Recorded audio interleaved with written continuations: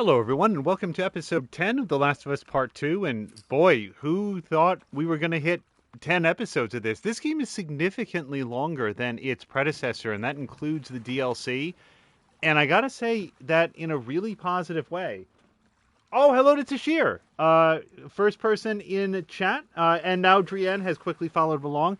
Yeah, the Last of Us 1, I want to say that the episodes were of similar length, and we finished that off in like 6 or 7 episodes. I think it was something like that. And here we are at episode 10, and I feel like we've got at least one more to go after this. I'd love to round it out at a round number. Before we jump in, where we last left off, Abby and Lev were traveling to get the medical supplies, and when they arrived at the medical center that was controlled by the wolves, Abby got snagged, got apprehended by the wolves, who realized that she had been AWOL for the last couple of days, having run out on Isaac, and now she had just been let go by Nora, who came and found her, uncuffed her, and directed her into the basement of the medical facility on the grounds that there were areas of the hospital that they did not want to go into, but where Abby might be able to find the medical supplies that she needs to save Yara's arm.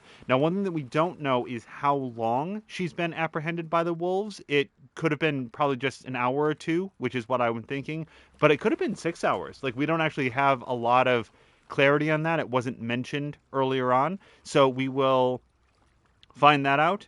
And I want to say that there was one other thing that I wanted to touch base on. I don't remember it right now, so we'll just jump in if it occurs. There's got a pause button for a reason. Drienne says that they've been here all day. Oh, and Tashir has been playing. Let's not forget to bring this out. The last couple of days, Tashir has been playing through Quantum Break, which we played through, let's go with last year. But whenever it was, that game is a very fun adventure, and I very much regret that I haven't had a chance to catch up on Tashir's VODs yet, because I wanted to see what he thought of the game. And I will just note this. There's a lot of value to be found in the materials that you can read around the world in Quantum Break. Not all of it. Some of it is just going to be like, standard video game pick up and look at stuff 5 seconds. But some of it, I would say, does expand the universe of Quantum Break in important ways, such that you might be surprised that they weren't more surfaced in the narrative. And then finally, some of it is very, very entertaining, like Time Knife. But we will talk about that never. Fuck. Yeah. Boy's lucky he's dating a doctor. Mel doing okay? Fine.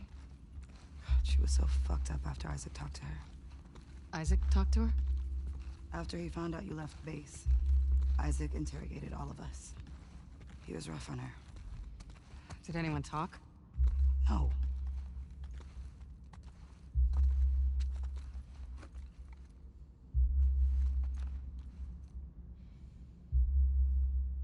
Are we looking for something?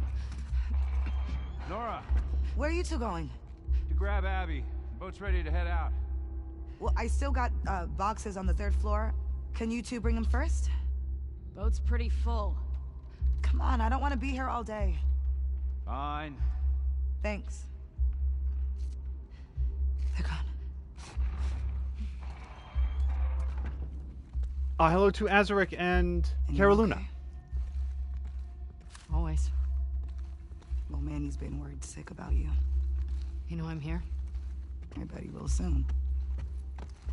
So what's Owen's plan once Mel gets at Arma? Hold up.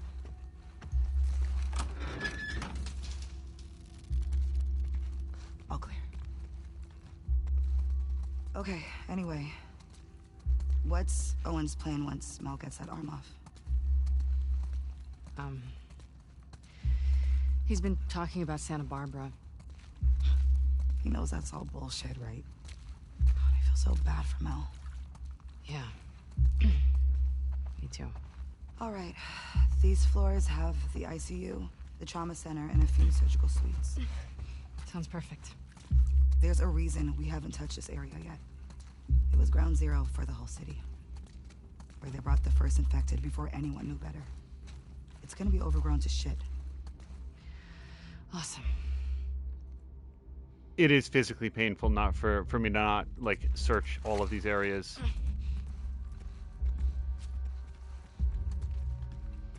Like, if I'm missing lots of cool stuff around here, which it increasingly feels like I might be, it's because it doesn't feel indicated by the plot point that we're at. It feels like we're on a timetable. We gotta go. Like, follow Nora, get what you need, get back to Yara.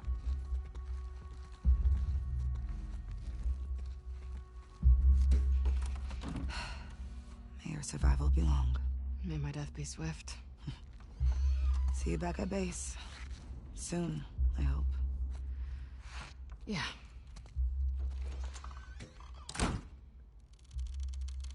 And hello to, yes, Centrifugal Force, putting on my shoes to head back to the lab, and then the alarm I set to remind myself to go back to the lab goes off. Yeah, I dislike alarms. I don't get along with them.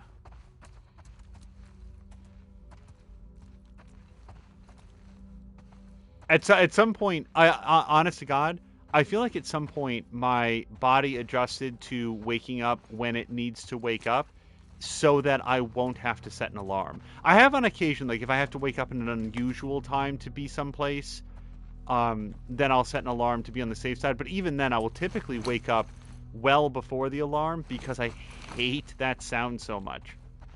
And in terms of like an alarm that you set in the afternoon to remind yourself to take some medication or something, that's a little bit different. It's like, oh, that's just a reminder.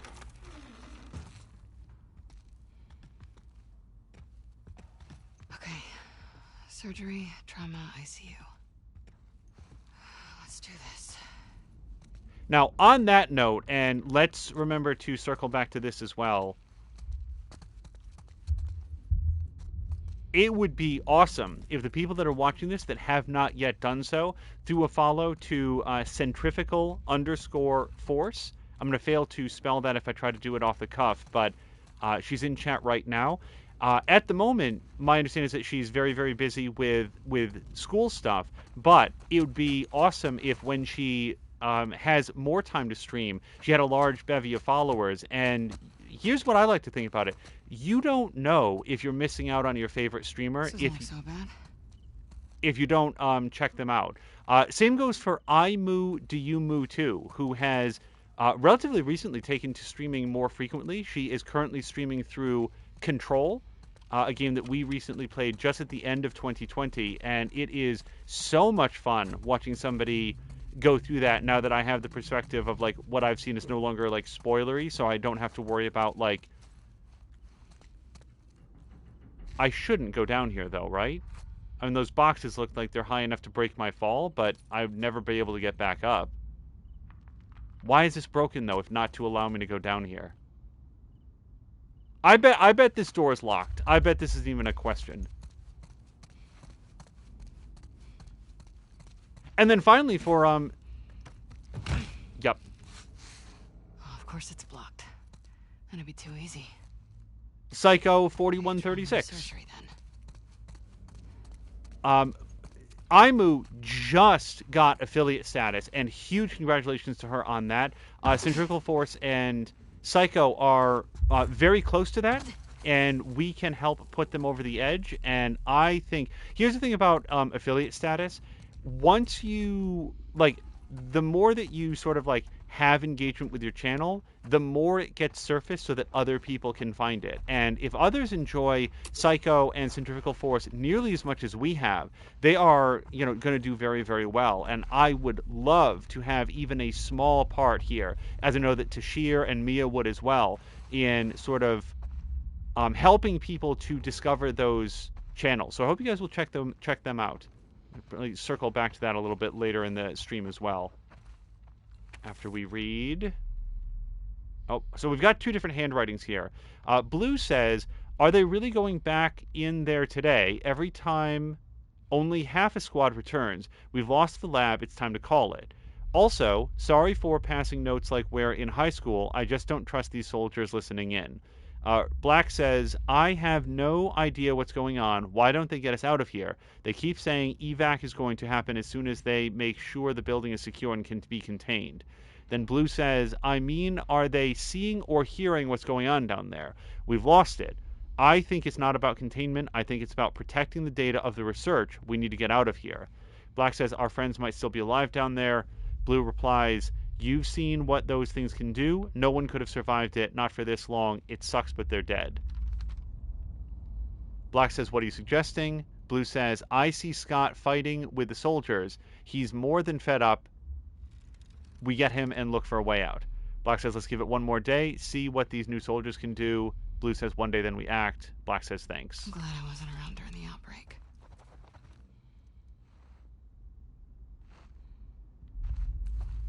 Tashir, thank you very much for the shout out.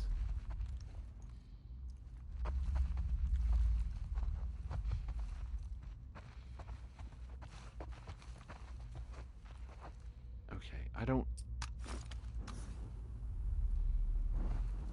Wait, what? This is rifle.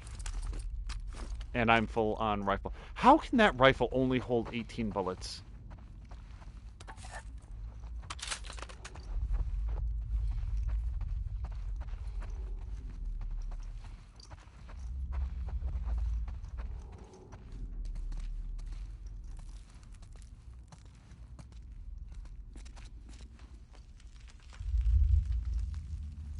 Sorry, I'm just slightly distracted by the fact that the boot is off the foot. But also right next to the foot, like it was kicked off.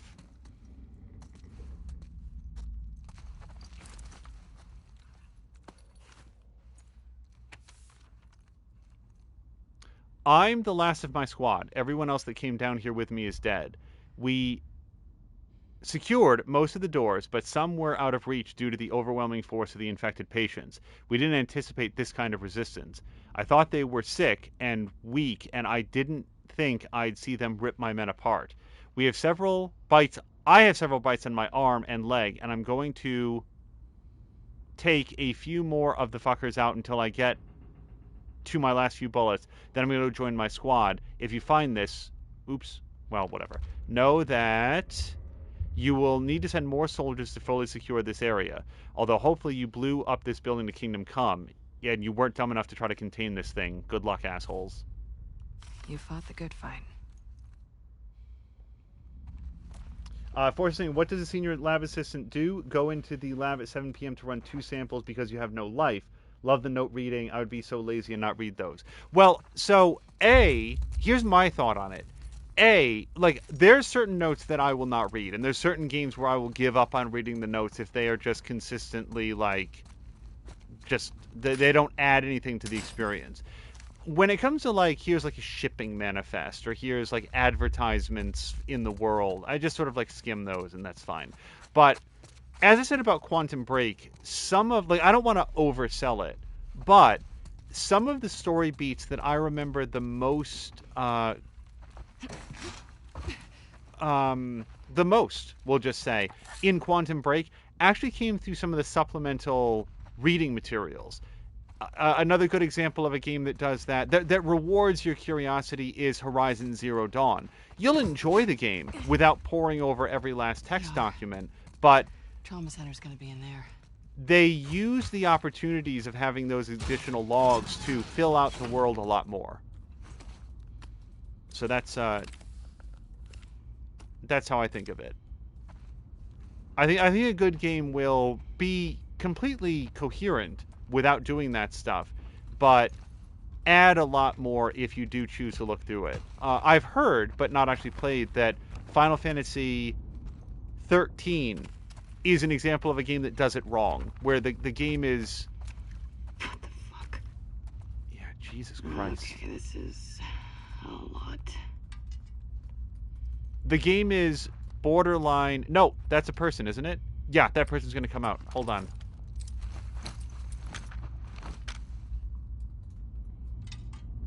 Okay, I might wind up wasting an arrow here, but that looks like it's going to come out at me. Okay, I just wasted an arrow.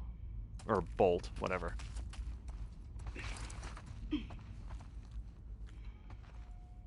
Yeah, I've heard that unless you dedicate yourself to reading a whole bunch of additional information, like the codex entries and stuff, the plot line of Final Fantasy 13 is incomprehensible. And given how incomprehensible Final Fantasy 15 was for fans of the franchise to say that.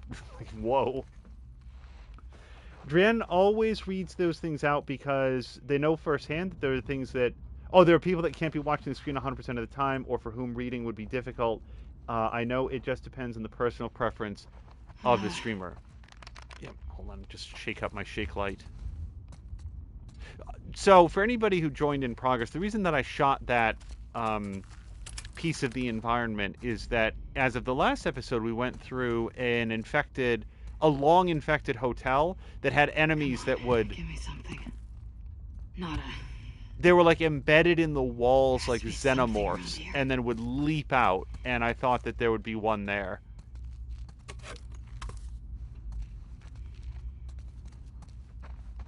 Well, I saw that there was one in the wall. I just didn't know if it was still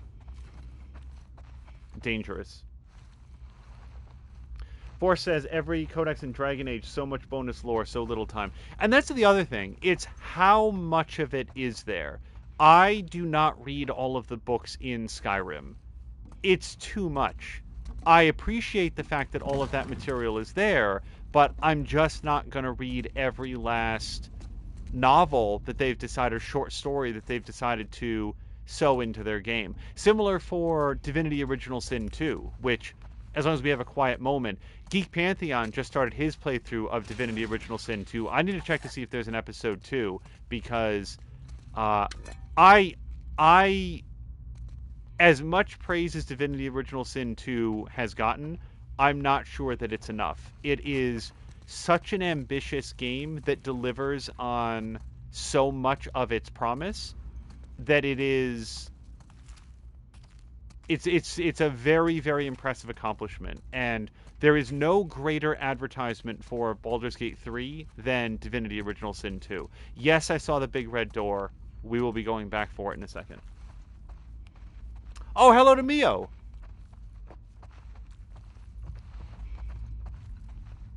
Okay, I'm going to go back to the red door, because now it feels like there's more stuff to look at.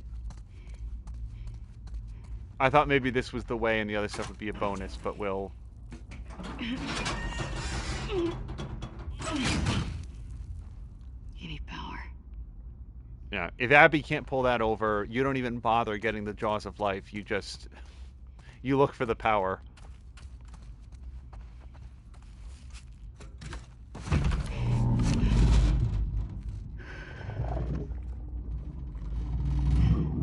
The fuck is that? I guess it's down to the surgical suites. Well, I guess that satisfies one of the questions that I had, which is that the infected in The Last of Us are not zombies, in that, like, they're still organic life. What will they eventually starve to death, or like can they be deprived of sunlight? Will they operate on sunlight, or what actually keeps them upright?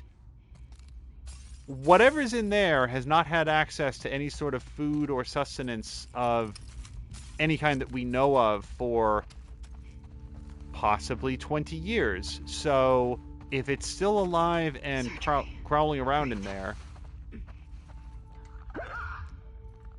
I hear you.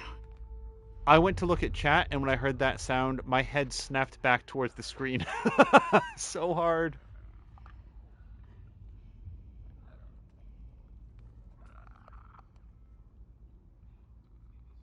Hello to Moo. Moo, if you're just joining, we were just talking about your achievement of affiliate status. Congratulations again. Yeah, if anybody else is... Oh, actually, I was about to say, if anybody else wanted to nail one of those coveted Founders badges, you might still have time. But there was a big series of sub-bombs, so those might be all exhausted now. I don't know if a sub-bomb can get a Founders badge or not. So, I can't get in here. Yeah, we're going to need to turn on the power. And I don't see the benefit of trying that door if we have a strong reason to suspect it needs power, and also there's enemies on the other side. Ditto for this. I guess I'm going to try it just to be on the safe side. Power too. Gotta be a generator around here somewhere. Tajir says the Founders badges are all gone. Well, I am very, very happy that we got... Now, that one's alive. Right. That one's alive. Yep. Okay. As soon as I saw it wearing surgical scrubs. Now, I know... What a shame that Abby doesn't know how to craft arrows. She does know how to make incendiary ammo, though, so we're going to do this, because apparently I'm full on that. Not ready to do one more. Now, if I was Ellie, I would set down, like, a trap bomb, trap mine, whatever she calls it, at the door where those clickers are. Oh, boy. This looks like something I should smash through. That's going to make a lot of sound. All right, well, if I don't do it now, I'm going to forget. Also, they're all locked in, so hopefully however agitated they get they'll calm down again before we get the power back on. I'm going to check to see what to do with my drugs. Force asks, that zombie went to medical school. Impressive. That or it wasn't a very good medical school. The answer to everything was brains. Steven, I can't keep doing this. I know I'm just supposed to run the test and log the data, but I can't handle this much pain. I escorted some soldiers to the trauma. I wasn't supposed to go in there. I've seen what the patients turn into. Every single adult and child that is brought in here with a bite or scratch is going to lose their mind, and we keep lying to them. I asked to go home and was told I needed to keep going. Some bullshit about national security. They offer me an office to get some sleep if I want to. Steven, you need to get me out of this. I'm going to have a mental breakdown. Bear in mind that a lot of this stuff was probably written well before the COVID-19 pandemic. And... Wait, was this door open? Whoops. I didn't even bother to look if I could have walked in there. Womp womp. I made a bunch of sound and pissed off all the clickers for no good reason. Had to try. Where do these cables go? Why did I smash that window? When the power comes on, this area is going to be flooded with clickers. Yeah, there's no point in trying these.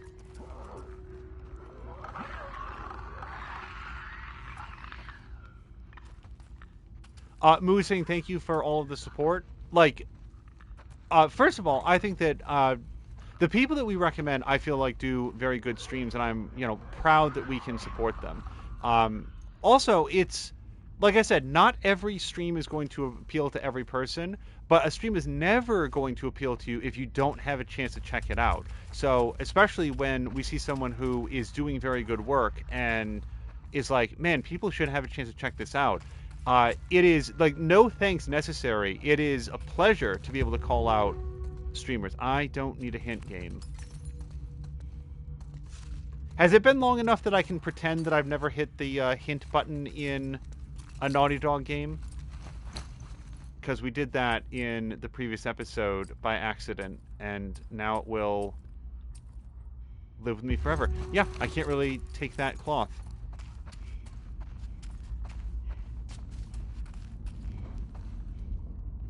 That's the thing about never and always. They're very easy to disprove. So, how did I get turned around?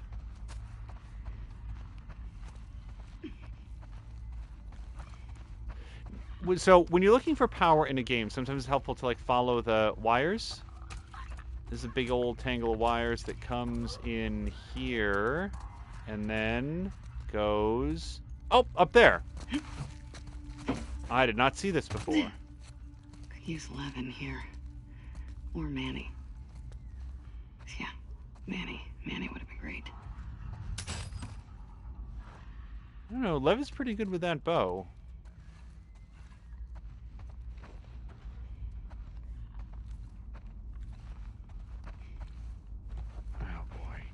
Turning on this power is going to be... Like, if I had the capacity to set any traps, but Abby's very much a go straight at him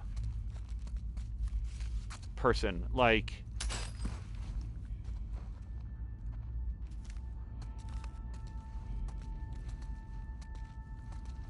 I feel like she spent a lot of her life training to be able to punch enemies right in the throat. Wow, really? I'm full on this too.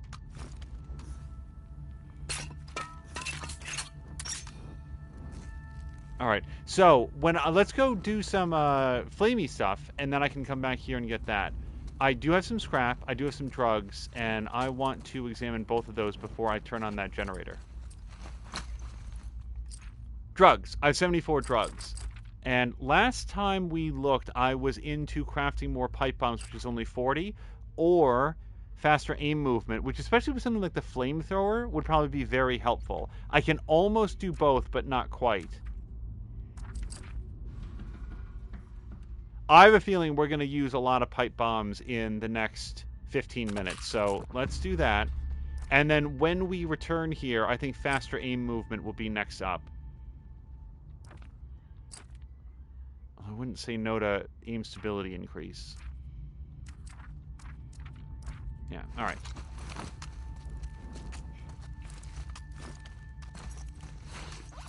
Oh, wait, everybody's congratulating Brian. Brian hit 30 followers. Congratulations. That is very close to the number that you need to be affiliated yourself.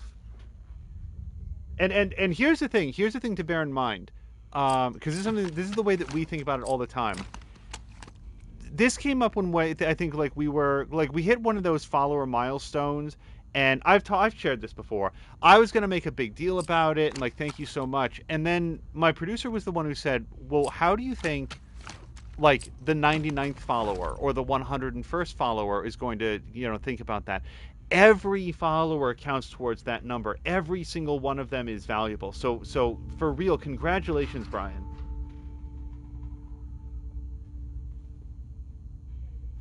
Okay, so oh, you know what? We can't do any upgrades to the flamethrower in here. I'm just noticing. All right, well, let's check to see what we can do with this rifle. Stability. So capacity's okay, but I don't actually reload it that much. The scope would be helpful. And I don't know if I want... The thing can only hold 18 bullets. How much burst fire do you want to do with it? Yeah, I don't know about that.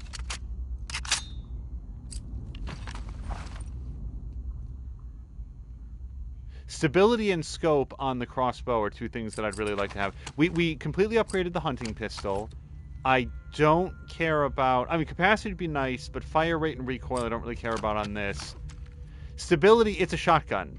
I don't need the shotgun to be stable. I just need to kill whatever's in front of it, which is why we did ammo. Damage. So let's do crossbow.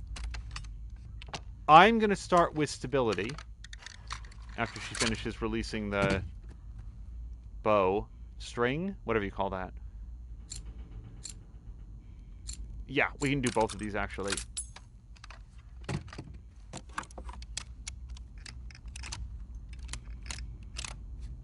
Brian's thinking of streaming a new game. What are you thinking of? Oh, nice. Yep, she's got a little handle on it now. And so, reload speed I'm not too keen on because this is mostly a stealth weapon. The scope is very helpful in certain circumstances. I'm not sure it's as helpful as the capacity on this.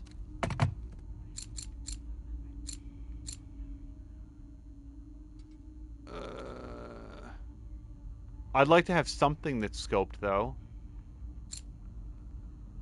Wow, 80. Jeez, that's expensive.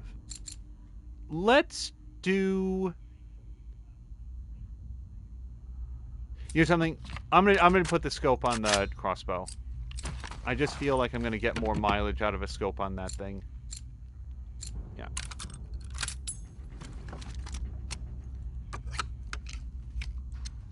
Force loves the bench top assembly animations in this game. Yeah, they're so, I like that the weapons actually physically change appearance as you go. So I've still got 79 left, which is not enough to do that scope, but I think it is enough to do the capacity upgrade. Yes, it is. So I didn't have to make a choice afterwards.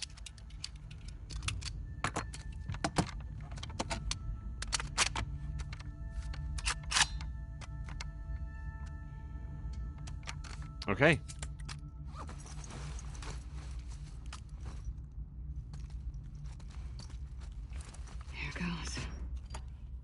So, Brian thinking about Daymare 1998. Well, Brian, I would love to see that because I think you brought that up in Mia's stream, and I've heard of it. But, like, I feel like I might recognize it if I see it.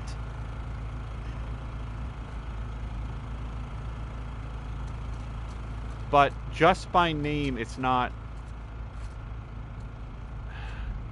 But I don't want to.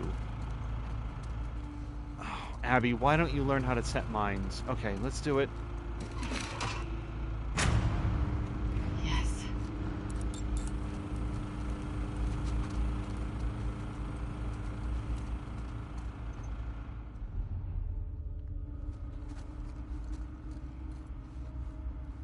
You know something? I don't see the benefit of opening that loud door. Oh, I can't go back out this way.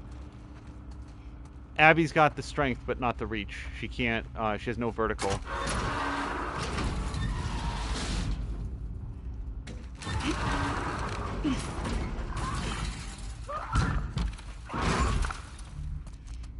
Shit. Pardon me. Well, on the plus side, I've already smashed out this window. So I can get through here if I want to. Then again, these are clickers, so maybe make some use out of this. What's the scope button? Does anybody remember? That is.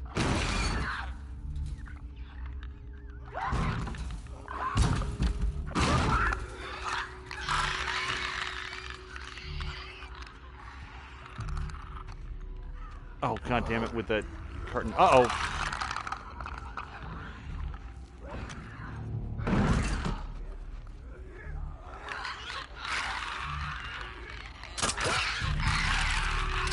Really, really, really thought that I had that headshot dialed in. I gotta say.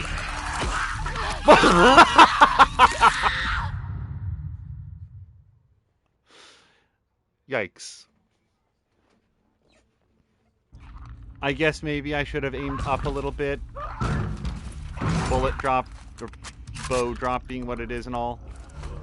Uh-oh. Get out of the way!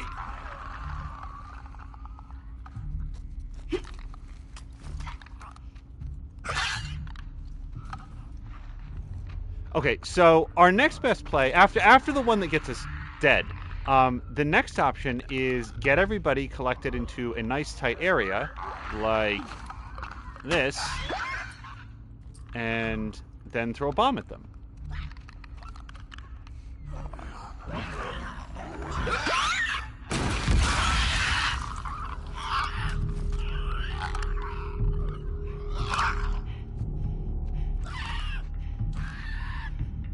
I really want to stress how hard I'm trying to get this headshot lined up. Okay, well, 2 out of 3 ain't bad. Works for Meatloaf.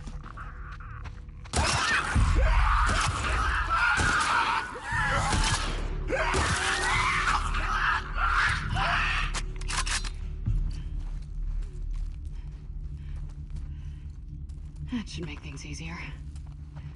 Now where the fuck are these medical supplies? Well, speaking of easier, we're going to go back and search all these rooms that I couldn't get into before. You never know if they might have diary pages. Or drugs! Remember, medical facility, lots of drugs. Oh, boy!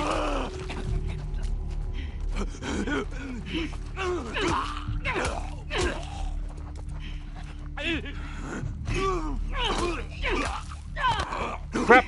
What was that? Hey! Crap.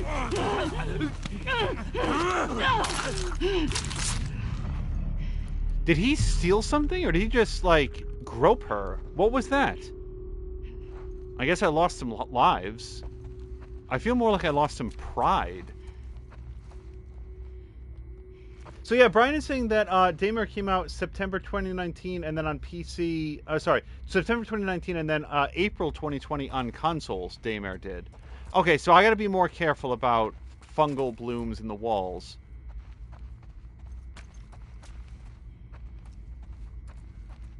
Anything else I need in here? Oh, and let's all remember that horrible sound that we heard behind one of the locked doors.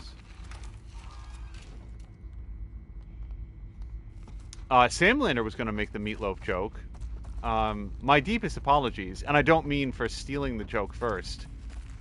If any... Oh, God damn it, with the... Immediately said...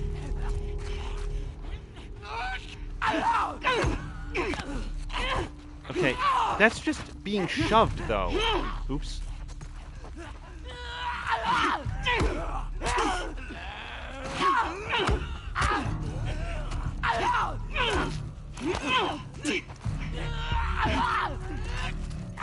Why are you offering me a hint? What is the hint? Don't get punched?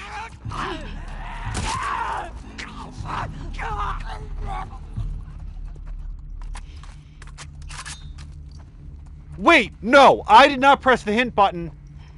See how it's showing me the hint? I did not press the hint button. That is bullshit. I take no responsibility for that.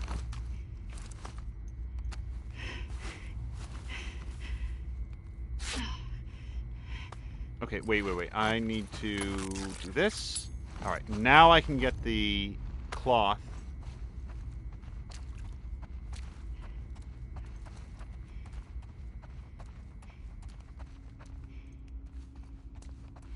I did not...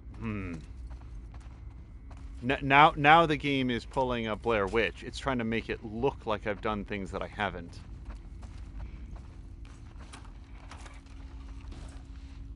Okay.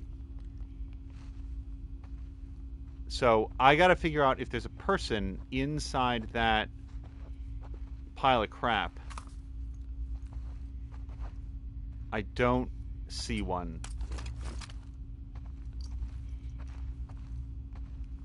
Nope. Okay. Let's see what you got. For fuck's sake. Please, there be an ambulance in the garage.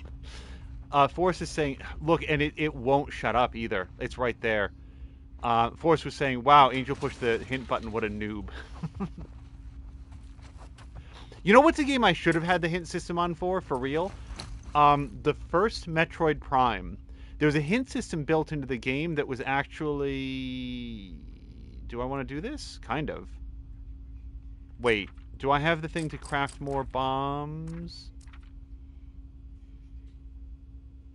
Yes, okay, I just wanted to make sure.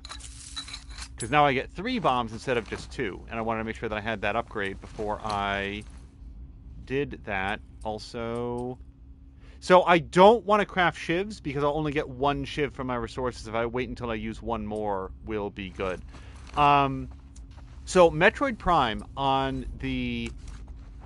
Oh shit, I forgot I had a silence pistol. Metroid Prime on the... Good work. Nintendo GameCube had a hint system that was actually like woven into the game. Like it wasn't just like... this is where to go next, and it would point an arrow. It had like little story beats. Like story beats is going a little bit too far, but you're like, oh, thermal spike detected over here. So it would just sort of like give you like, here's where you're trying to get to. But I was so prideful at the time that I turned that off, and in my defense, successfully navigated the entire game without those like cues on where you should be trying to go. But when I realized how the like hints were embedded into the game experience, I felt silly about that afterwards. The default, by the way, was to have the hint system on in that game. Carolyn says, if a game had hints like this, I'd be all over them. Like in this game, or in... I'm still very nervous about the bodies on these gurneys.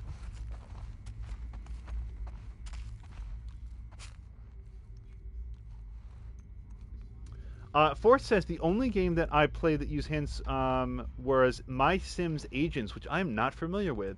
And it was just on 1 level. I feel like hints aren't well implemented and nice to use. Let's see, are they, like... I have brought up The Longest Journey of an example of a game where I needed to consult a strategy guide, like a walkthrough, on, let's say, 3 or 4 occasions. I want to make sure that I'm not underestimating too badly, but also giving a fair sense. And the other 90% of that game, I was able to go through by figuring it out myself. And some of the puzzles took me a long time, but I never regretted using the hints. Jesus. Not hints, but okay, so whatever was in here has gotten out, or this is what was in here and it gets worse from there. I don't want to go that way, and we all know that I'm going to. Can I... Yep.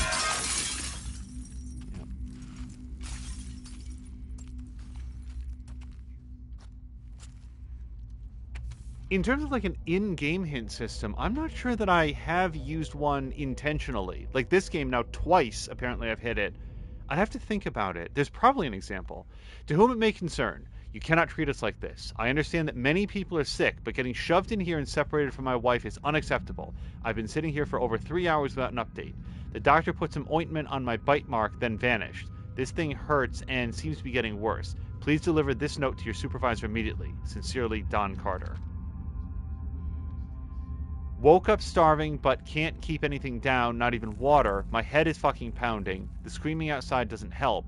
Why did they lock me in here? Someone needs to come. I want to see Sasha. I want to see my wife. Sasha, help. I can't keep my thoughts. Barely write this. Can't sleep. Too hungry. Get me out. Hungry. Eyes hurt. Sasha. What the fuck did I walk into? I think... Have I ever made this comparison before? Have you guys ever read Flowers for Algernon? And probably specifically the short story version of Flowers for Algernon?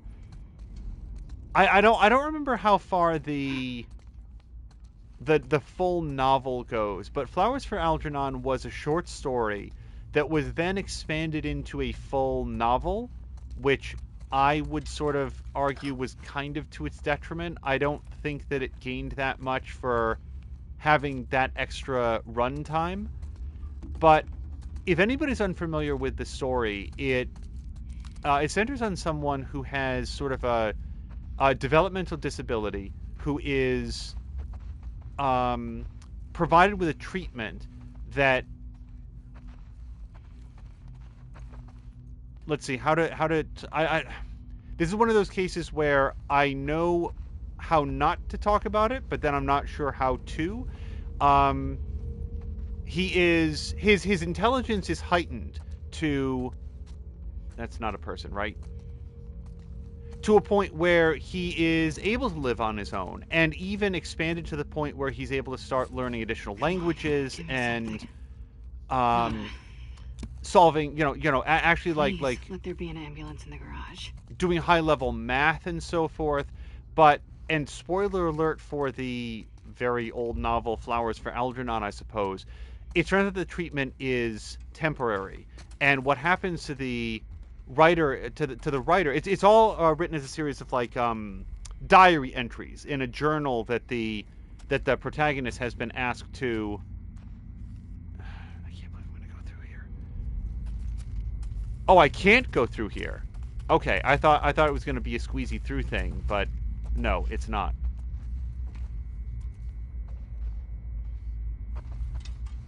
Interesting. Force says that Flowers for Algernon is a lot like Awakenings with Robin Williams. I don't think I'm familiar with that. Where the story goes is that the treatment is temporary, and it is, I don't know if it's clarified, I can't remember, but heavily implied that the protagonist in the book is Fuck did this? left much worse off than, you know what it is? I'm just telling you right now, it's a fungal bloom consisting of multiple human bodies fused together. That's what I'm betting that it is. And it ripped its way out of that bloody hole in that tunnel. Oh, don't panic. Get the shit and get out of here. The whole thing that I'm getting to is that because it's written from a first-person perspective of, like, the person, it has this element of descent, of sort of like reaching the zenith of his intellectual capabilities, and then having that pulled away from him in a way that he is very much aware. And I want to say that I think it's like German. There's one there's one section of it where he realizes that all of the German that he has lost is gone just overnight. He no longer knows the language. All of the effort that he put into learning is gone. And it's the realization that he is losing everything that he has come to understand as himself. His identity is being stripped away, and there's nothing that he can do about it. And that's what I think about when we find something like that entry, the diary entry of the person in there, that is first like, please give this to your supervisor immediately. I wish to file a formal complaint with the head doctor. And then you flip it over, and this person is so much more desperate, and at this point is using the back of that sheet as a way to document the fact that he even has thought, because he's not sure that he will in another few hours. And the terror of that is sometimes communicated better than others. Another game, I want to check chat here in a second, but I'm trying to check this area. Another video game that did it very well, at least at the very beginning, was, here's a deep cut for you, BioForge. How many people in chat have even heard of the game BioForge? BioForge was a third-person survival horror cybernetic themed action game, and not a particularly good one, I'll say, from Origin Systems back when they were really in their heyday. But at near the very beginning of the game, it had some diary entries. This is going to be a boss fight. This is going to be a boss fight. There's no way I'm making it out of here in my first life. Hey, does anybody want to set up a prediction for how many times this will take? Oh, up and over 3. Plus or minus 3 tries do we think it'll take this boss fight that's about to happen? That's good. Feel me now. Yes. Thank God. Get ready to celebrate. Moo was saying that was a very sad book. Yes, it really was.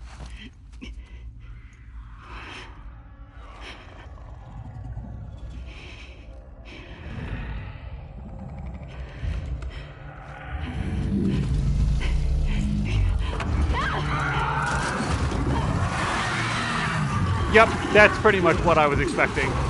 And also, holy shit. You!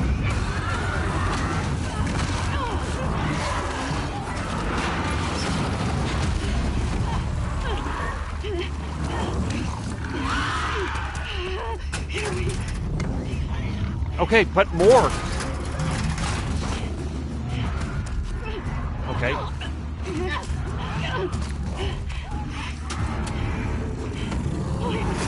I'm triangling.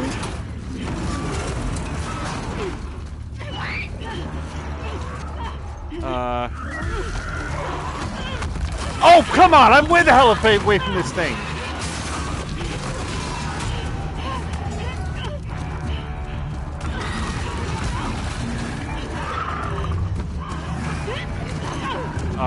Hopefully this is it. Okay.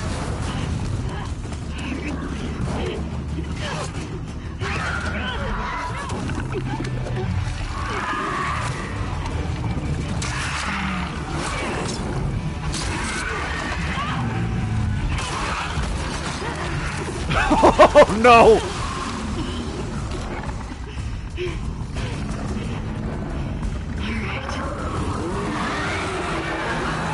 What do you mean, all right?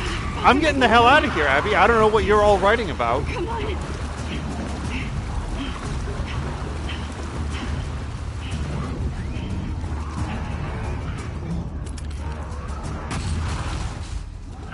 Whoops. That's bad.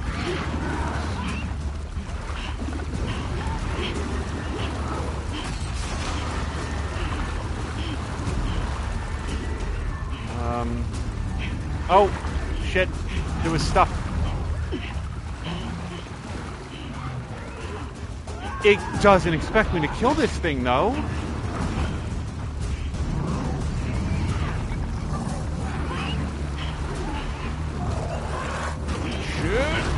Okay.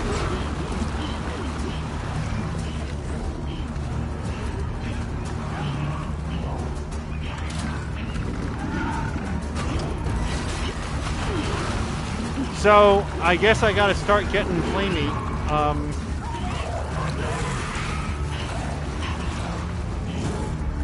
Okay. There's a second way out of here, I assume.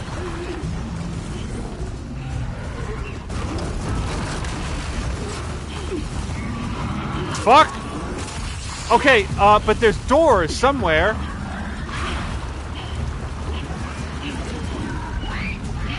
Oh boy!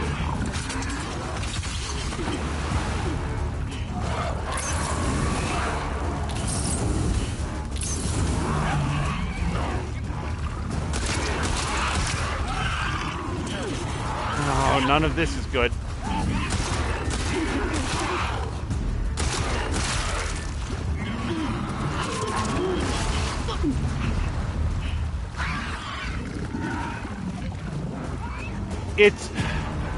It's simultaneously trying to stay on the move, but also knowing where your exits are, because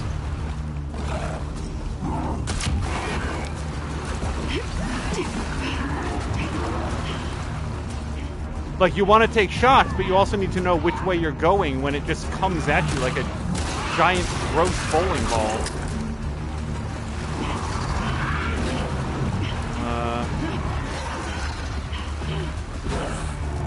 Oh boy! Shit! Shit!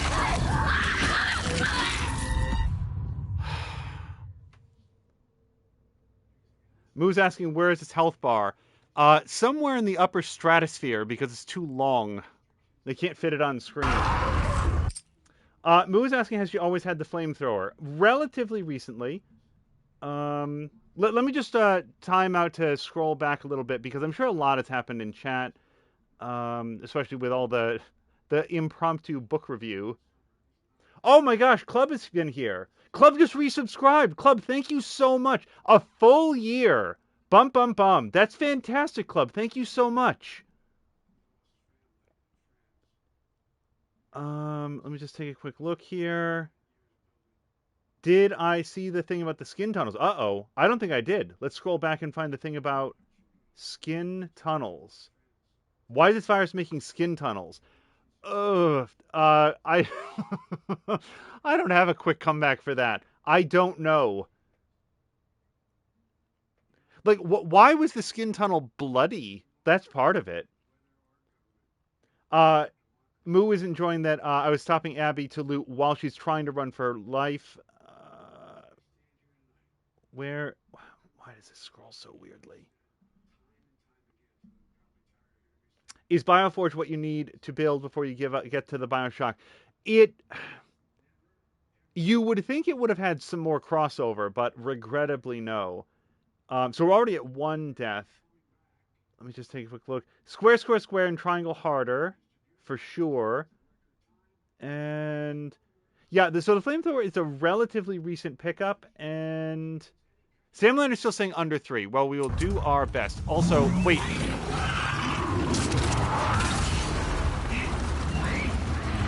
Okay, I really don't want that. The flamethrower seems suboptimal in knee-high water. Especially since this thing doesn't seem to be... Whoops. Well, we'll call that a dodge.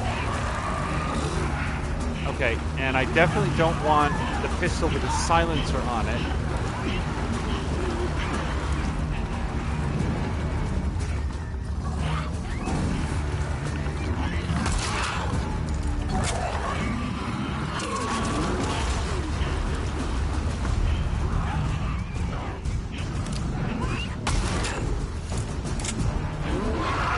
As far as I know, the hunting pistol is my highest damage weapon and has the advantage of having ammo that I can craft if needed. Oh, what is this? What?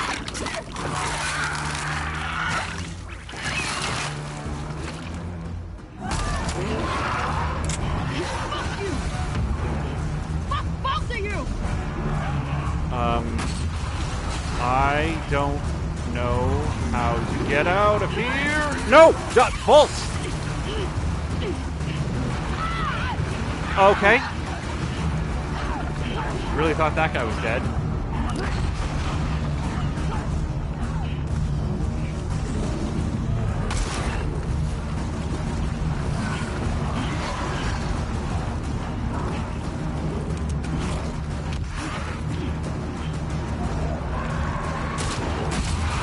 Oh, that's... Nope, nope.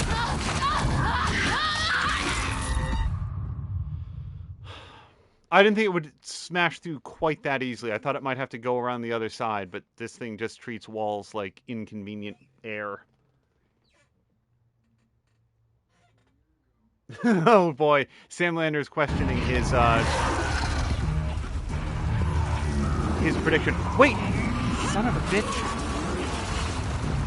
Oh, wait, we hit a checkpoint. That's nice.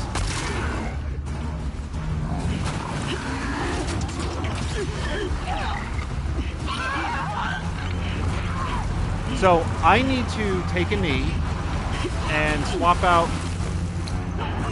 Okay. I really want this. Remove the silencer. That's okay, but remove the silencer. And maybe craft some ammo for this while you're at it.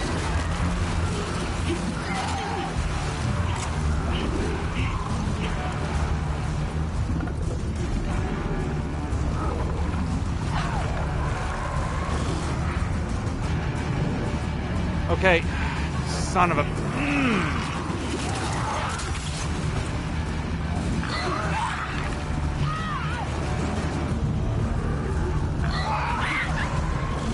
Okay, seems a little bit too close to...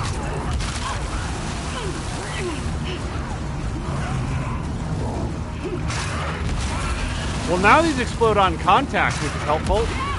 You like that?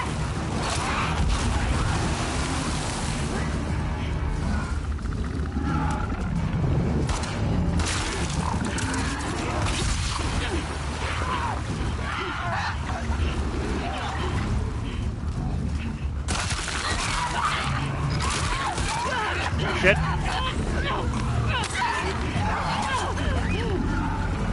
So, turns out when they get all fungally, they're mostly just stone.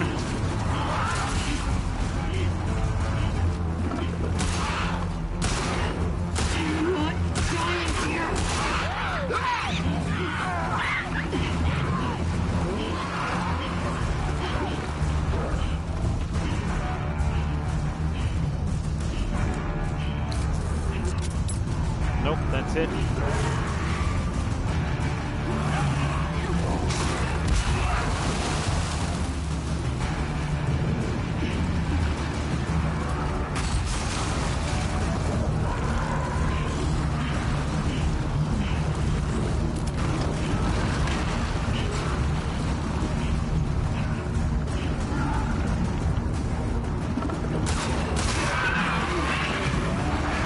Oh, really? With the more pieces? No, keep shooting, Abby. Why are we just watching? Is that it?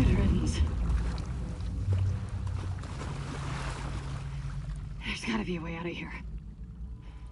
Okay, I'm taking your word for it because I wouldn't stop until this building was an inferno.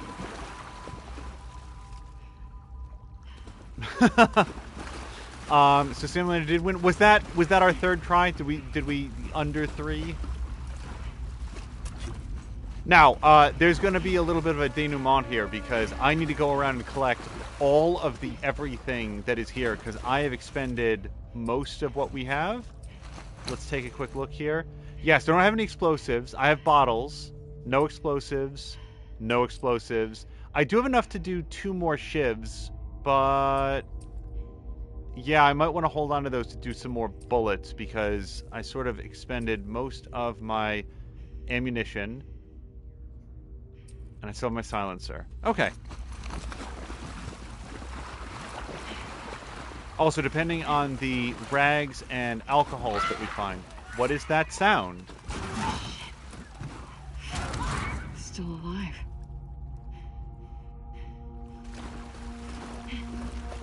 Well, Nora's going to have to deal with that one.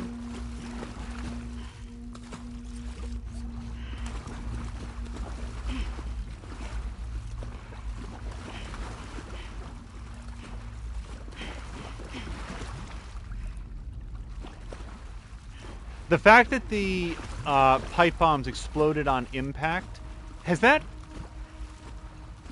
now that I'm saying that, now I'm questioning if it always worked that way and I was simply never using the quick throw. Maybe they would always explode on impact if I actually hit an enemy. I was usually doing the, like, here's the difference.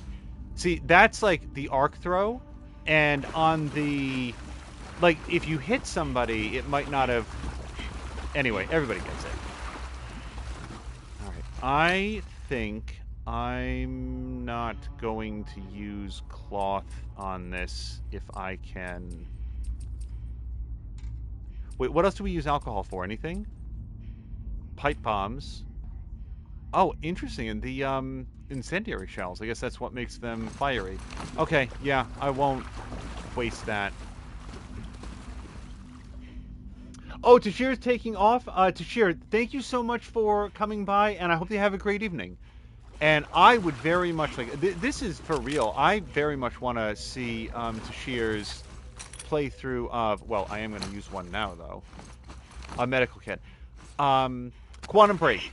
If you guys have not seen Quantum Break, it is both a very fun game to play, but also a very fun game to watch, because if you're not familiar, and this is not a spoiler, fully half the game is full motion videos that are cut into 30-minute episodes.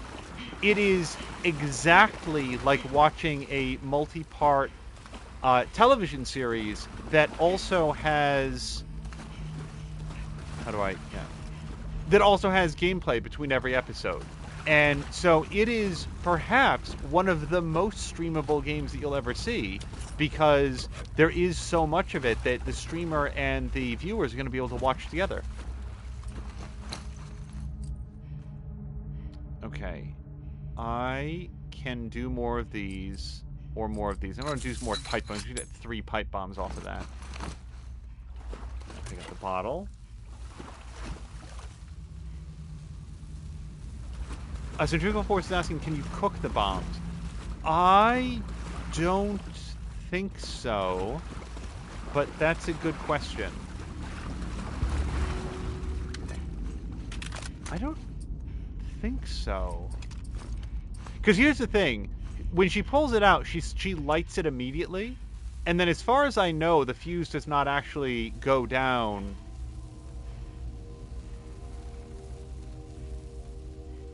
Yeah, I don't think the timer starts until you throw it, but that was a good thought.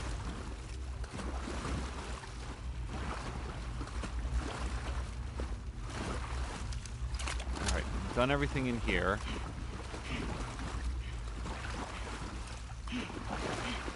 Okay, I've lost track of where I have and haven't been now.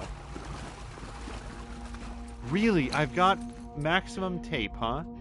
Well, I'll tell you what, let's do 2 more shivs. Then I can pick up the tape.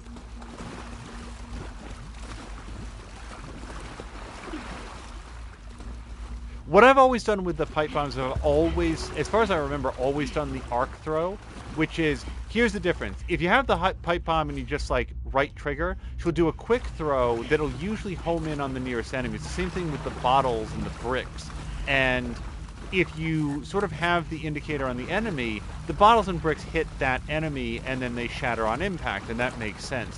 It never occurred to me that hitting an enemy with a pipe bomb would cause it also to explode on impact, because that's not how a pipe bomb works, you would think.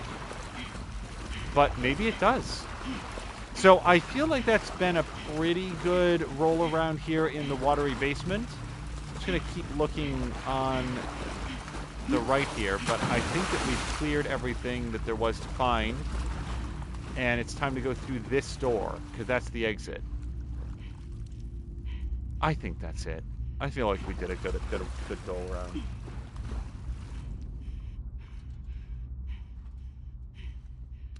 Moo says, back in chat when I went cool and Moo went ew was so real. And Force loves seeing people's different reactions. So do I. Great. Yeah, you know what? That thing can go upstairs and interact with all the heavily armed wolf soldiers that are up there. They knew what they were getting into in this area. That's why they didn't come into this area.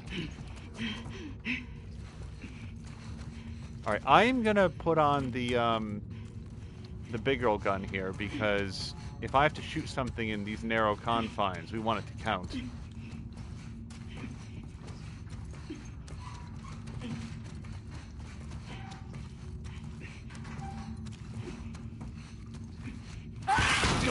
Still got me. Still got me.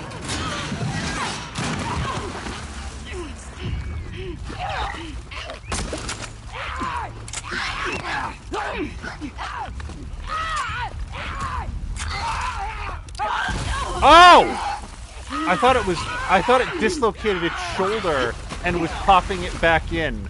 I didn't think it was throwing a bomb at me.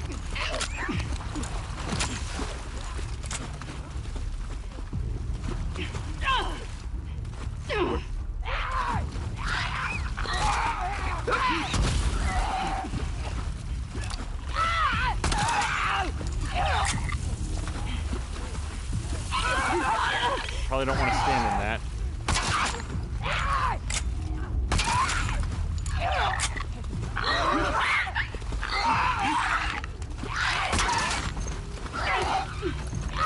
I'm stuck on everything.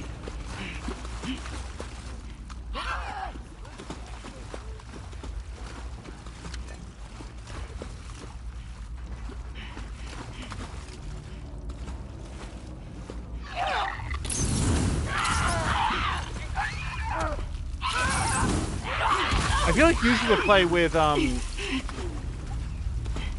flamethrowers is short controlled bursts because it's not the jet that does the damage, it's the damage over time. But with this I really can't tell. Maybe it's just because it's standing in water that it just kind of shrugs it off.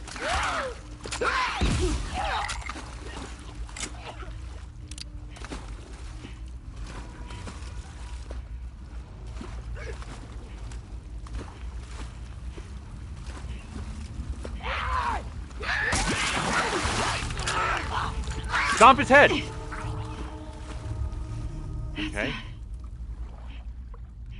Oh, fuck this place. Okay, well, new area. New scrounging.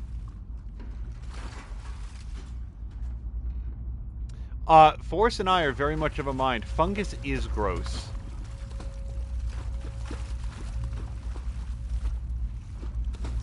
I don't even really know what it is about it. Like, I've tried to talk a little bit about, like, why it, like, how do I only have ammo that I don't need? Between you, me, and everyone in the world chat, I forgot that I had a shotgun. It never once occurred to me to get the shotgun out. Probably would have been really helpful against that, littler one there.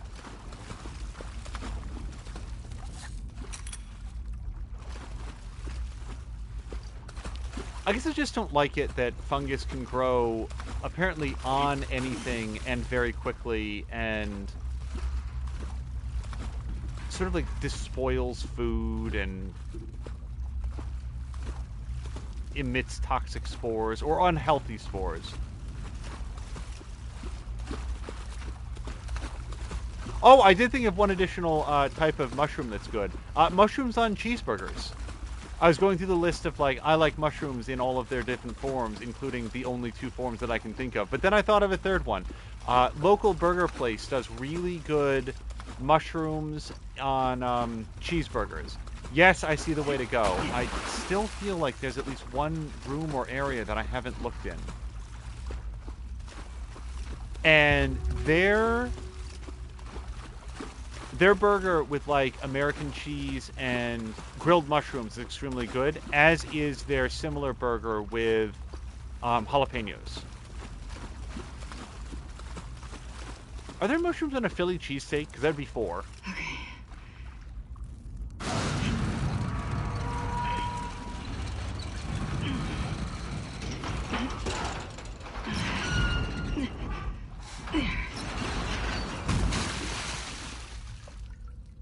I picked up some arrows at some point too. I thought I was out. I can't believe that shit.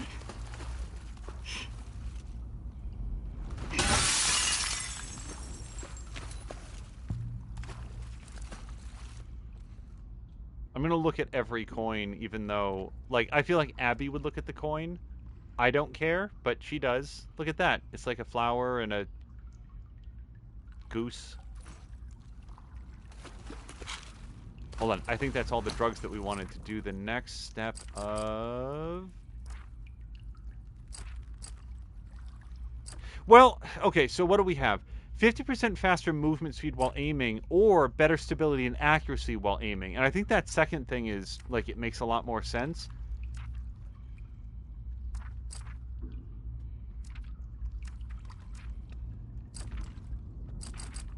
But then again, if we take this, then we can craft more pistol hunting ammo, or hunting pistol ammo. And this, we can actually get both.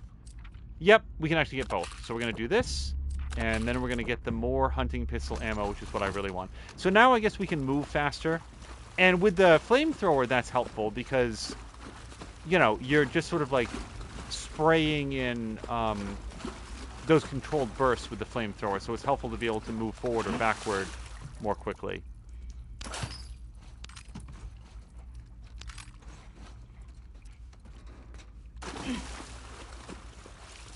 One of the things we talked about in an earlier episode is how, like, we've seen the end of characters a lot more, like, consistently before we see their beginnings. And I'm trying to remember what the nature of the facility it was where Ellie encountered Nora in the basement where the lighting got all red, because it wasn't flooded like this, that basement. But it also, I thought it was also a medical facility. I don't remember. So that's where we came in. We came over here and got the coin. So I want to... Actually, not sure yet.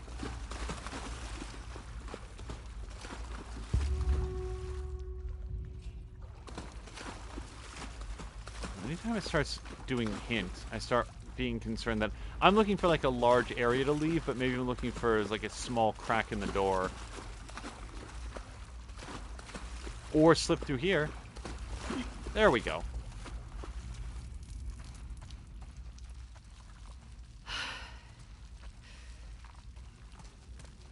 Hope Yara's doing okay.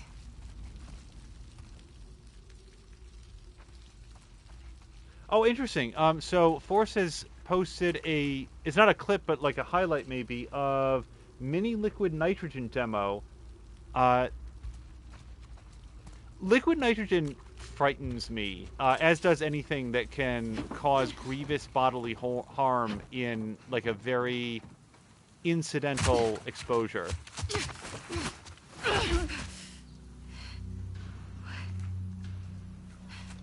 But I will very much look forward to the video because it's still very cool. That, no pun intended. It's just very neat.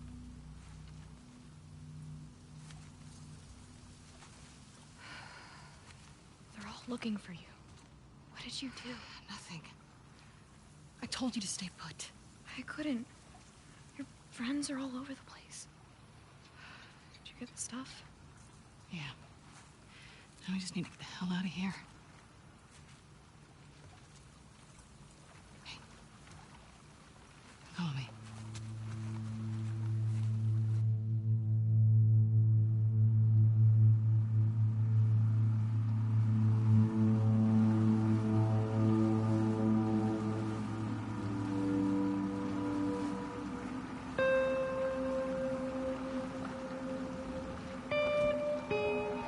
Yeah, I agree. The faces and the facial animations in this are...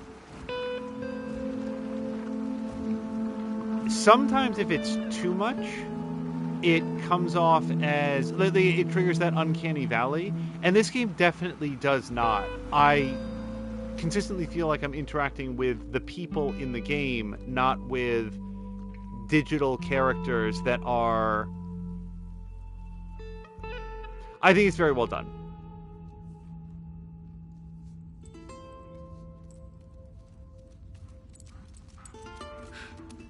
Hey, Alice. Hey. You want a pet her? It's okay. Yeah, see?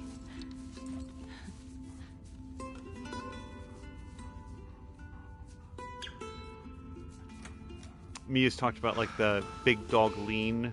Well done. You can go see her now if you want. Is she gonna be okay? Yeah, actually.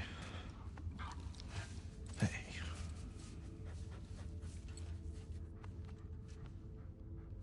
They're just kids. I know. What happened to us?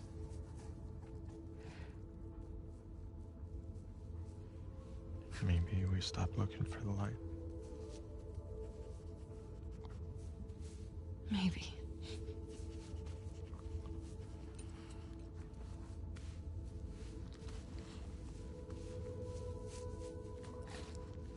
I'm gonna go check on the girl. Okay.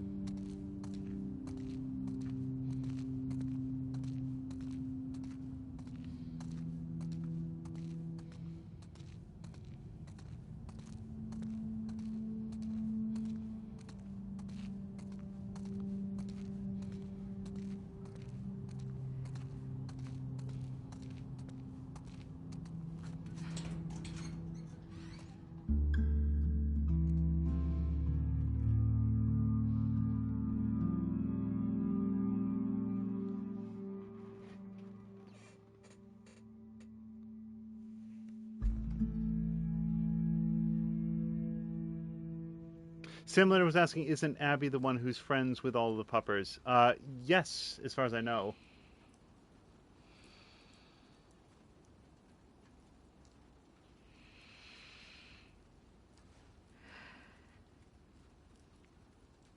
Yes, fortunately as Abby, we have had to do very, very little, actually none at all, dog harm.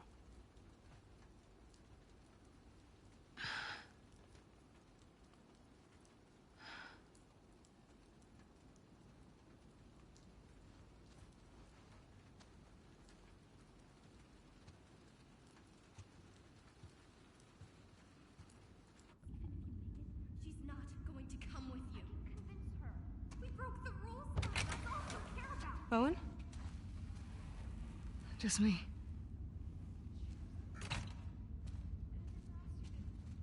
What are you still doing up? I was changing Yara's bandages. Can't believe she's on her feet already. Yeah, well, scars are tough. I can get there and back. What are they fighting about? Fuck you, Yara. I wouldn't leave you behind. Lev doesn't want to leave Seattle. Owen invited them to come to Santa Barbara. That is very Owen. I figured you'd have talked him out of going by now. Actually, I'm going with them. But not if you come. What? He may fall for your little act with these kids, but I don't. There's nothing to fall for. Isaac's top scar killer suddenly had a change of heart? Nothing to do with Owen, right? I haven't always done the right thing. You're a piece of shit, Abby. You always have been.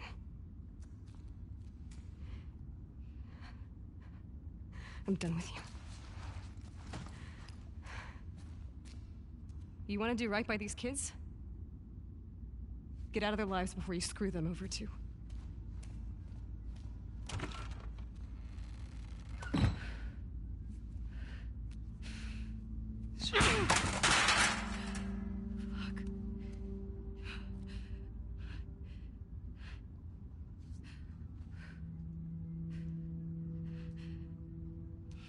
Abby?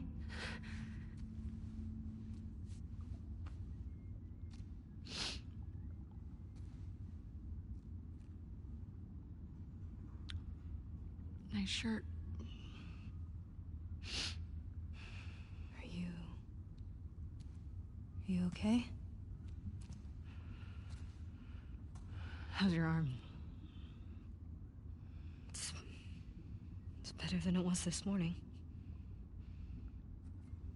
Lev coming around? He will. Do you mind helping me look for him? He was pretty worked up. Sure.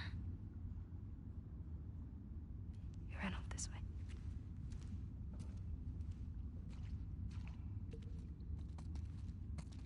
Okay, Yara, there's a lot to go over right there, but Yara needing to find and Lev!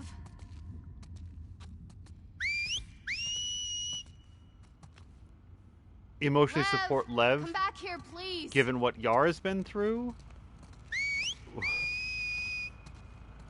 Why I doesn't mean- Lev want to go to Santa Barbara? He's worried about our mom.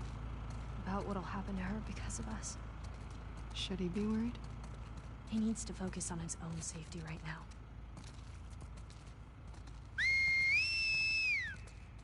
What could happen to her? Sometimes parents are held responsible for their children's sins. But our mom is so devout, she'll probably be fine. Are there options for helping her? He can't convince her to leave. No one could. I'm more worried of what she'd do to him. Lev? Lev, I'm sorry. Lev, come on out! Lev! You know, I wonder if he saw this. He loves sharks.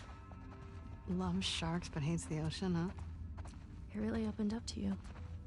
We bonded over our shared fear of dying.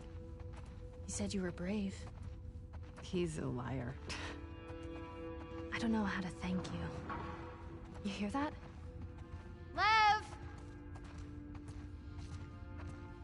Are you in here?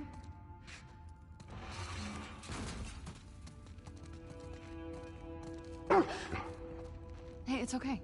It's okay. She just wants to play. Hey, girl. What you got there? She won't hurt you. Okay, watch. Go get it, girl.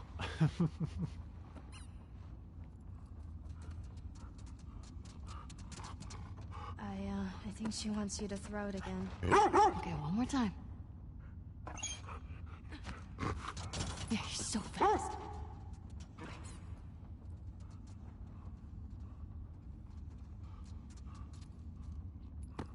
You want to try? That doesn't seem like a good idea.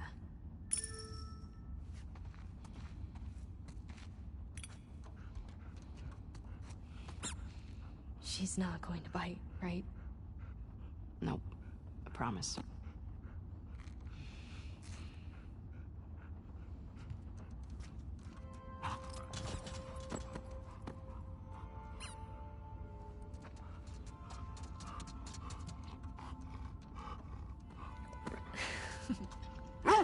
Can I do it again? I think she would love that.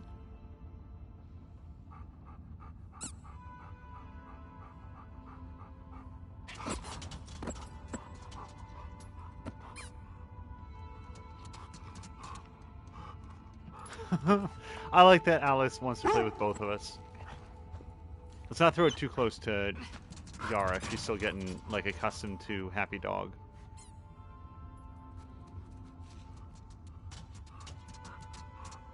We should keep looking for him.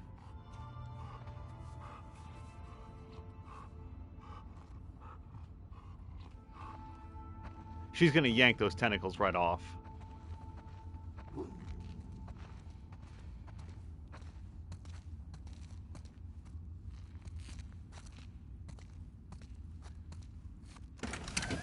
So Moo's saying that the dog barks and the kittens don't even flinch, but the whistles catches their attention. Lev! What is he doing? Do you think maybe he could convince your mom? If she saw him like this, she'd strangle him with her bare hands.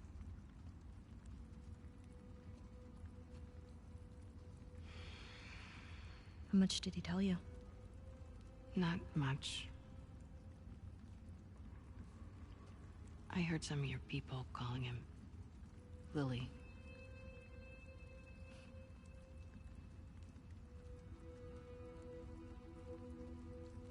For a long time, I didn't understand why he was questioning the laws, the traditions. When he explained to me how he felt inside, I told him he had to keep it to himself. I was hoping he'd snap out of it. He seemed fine for a while.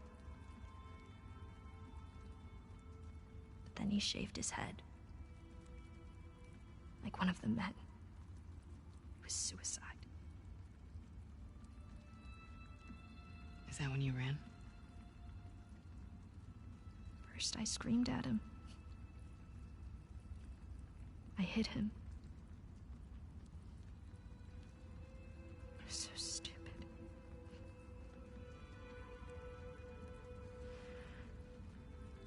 Yeah, I have an idea. Why don't we find something to cheer him up? Come on.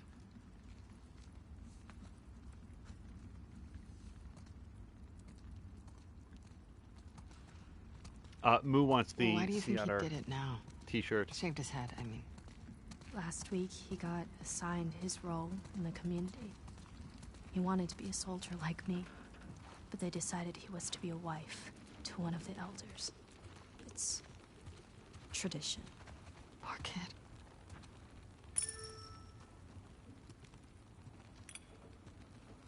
Where is Santa Barbara?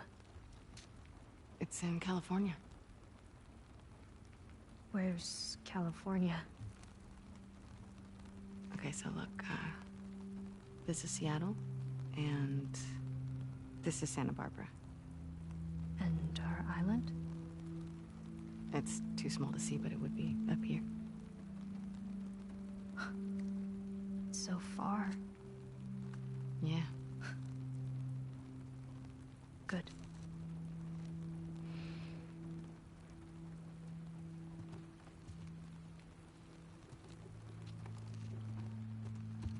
So before the end of the stream, for sure, I want to touch on that scene between Mel and Abby.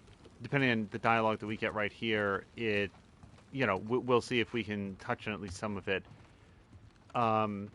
Clearly, Mel has found out or has very strong reasons to suspect what has happened between Abby and Owen. She is blaming Abby because she needs to direct that anger and feeling of betrayal somewhere. Boy, Alaska's big. Alaska's as big as 2/3 of the United States.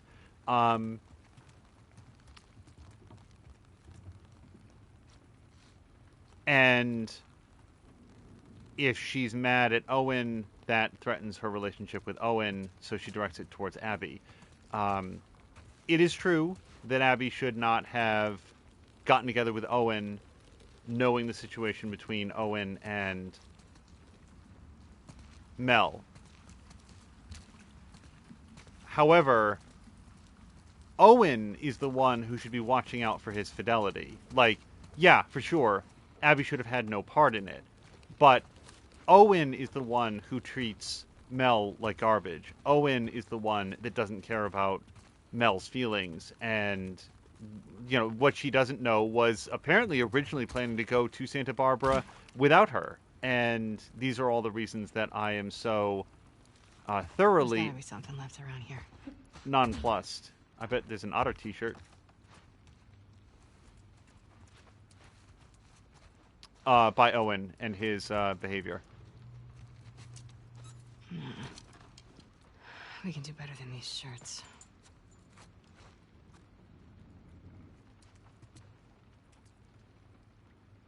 I'm slightly concerned that there was something upstairs, and that now I won't be able to go up there because Yara's in the way. Okay.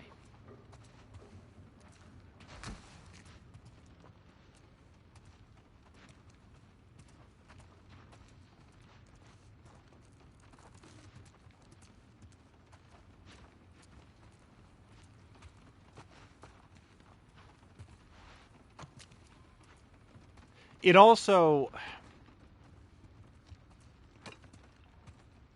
This is cute. Shaking the controller. This is pretty nice. I like the walrus. See anything worthwhile?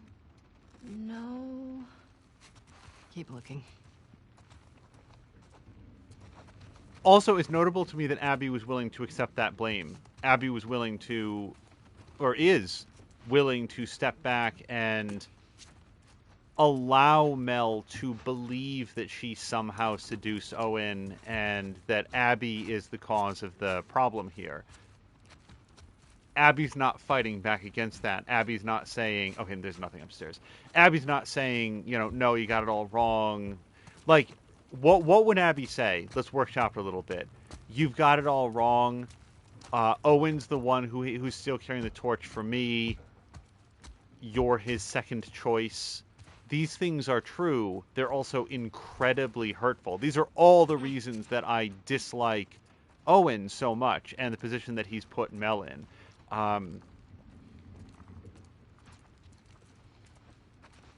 It goes to Abby is willing to be the bad guy so that Mel doesn't get her feelings further hurt. And that speaks well of Abby.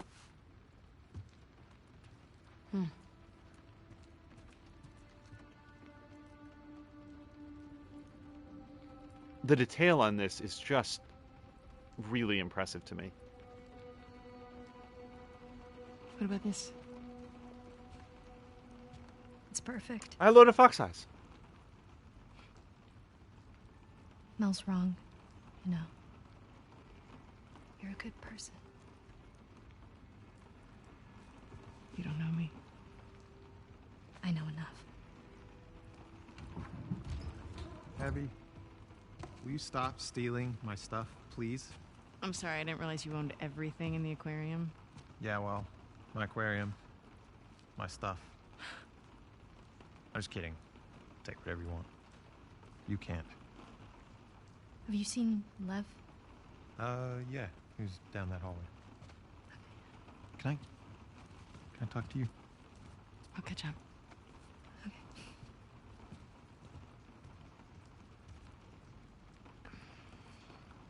She couldn't tell I was joking. I suck with kids. Yeah. They really like you, though. So, coming to Santa Barbara, right? I can't. Why? You know why. We can figure this out. It's too late. No, it isn't. Look, I know. I know it's a fucking mess. I know. But we can choose to be happy. Happy. We're allowed to be happy.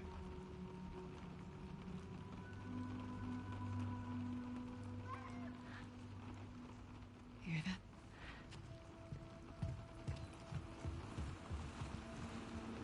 Lev! Get back here! Lev! What's he doing? He's going after her. After who? His mom. She's gonna kill him, Abby. Is the boat ready? Not yet. How much time do you need? A few hours. We'll head him off. We'll grab a boat from the marina. Hey, she just had surgery. I'm fine. How else am I gonna find him? I'll go with you. Owen? They're heading to the fucking island. Exactly. I'm not gonna let her go by herself. Actually, you are. I can help. Yeah, by staying here and fixing the fucking sailboat. your priorities straight. Yara, let's go.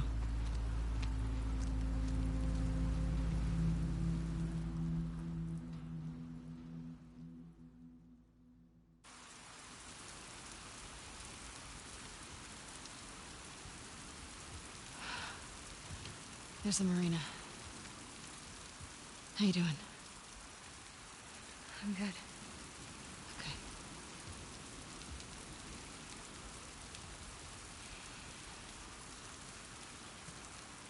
Do wolves use this place?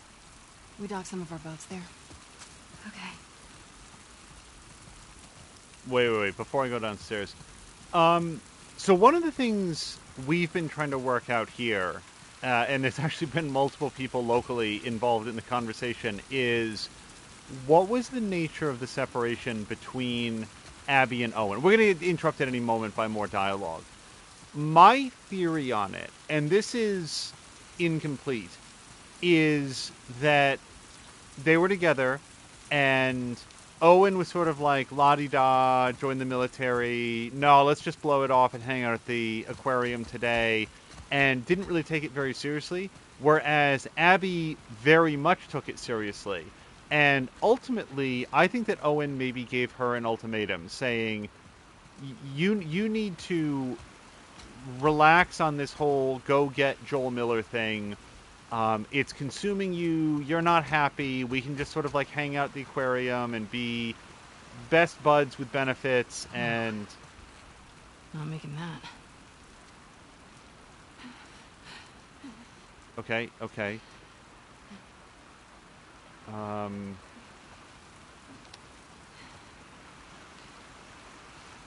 I think that Owen gave her an ultimatum. Like, you have to choose between your quest or me, and Abby chose the quest. Abby chose, we have to get vengeance from my father. We have to go find this guy named Joel Miller and put an end to him. So I can jump across this, though. No, I can't. I thought maybe I could land on that. Okay. Maybe here? So the two of them... I've got you. I can do it. Let's go. I feel like it'd take a very long time for me to adjust losing an arm. Like, a long time. It's so... Careful. Like, you'd have to learn a different way of interacting with the world, and Yara is adjusting really well. So, the reason I think of this is I do feel like Owen and Abby still have... So, how do we get to your village in one piece? There are blind spots along the coast we can boat into. From there, we'll follow back roads. They're safe? Safest option we have. Any chance Lev is gonna change his mind? None. He's too stubborn. Does he get what he's walking into? I thought he did. He's got a soft spot for her. I mean, it's his mom. Yeah, well, she wants to as well.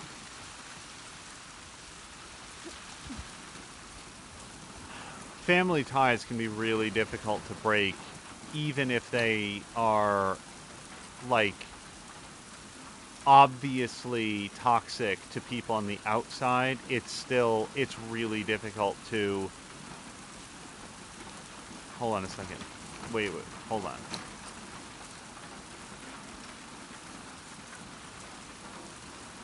Okay, I did get this. I did get them to craft more. Okay. So, I'm going to craft more hunting pistol ammos. And that's it for now. I can't pick this up. Yeah, you can look at somebody else's family and say, wow, that person is super toxic. Like, they are very bad for you, and you need to... Oh, coin. Stay away from them. But family... People tend to look at it like family is family, and are very hesitant to walk away from those. Well, I don't have anything, so this board is better than nothing. So, I get what Lev is going after his mom for. Like, he wants his mom to understand and to come with them. He doesn't want to lose that relationship, especially since he's young enough that he wants that closeness and that understanding. And based on what Yara's saying, Yara is old enough to get it that their mom just is gone, is lost to this religious cult. But yeah, so my thought is that Abby still has some feelings for Owen. They don't seem to be especially close, but they are still present. And Owen is plainly carrying a torch for Abby. I mean, no question. So that's sort of what I'm thinking. But here's the issue, and this is something that my producer pointed out. Owen went with her to get Joel. Like, if he had laid down an ultimatum, it's me or Joel, and you have to choose, you would think that he wouldn't then go with her on the mission after Abby found out where Joel was. So I don't know that my ultimatum theory holds up under scrutiny. How do we get to the marina from here? Looks like we'll have to go around.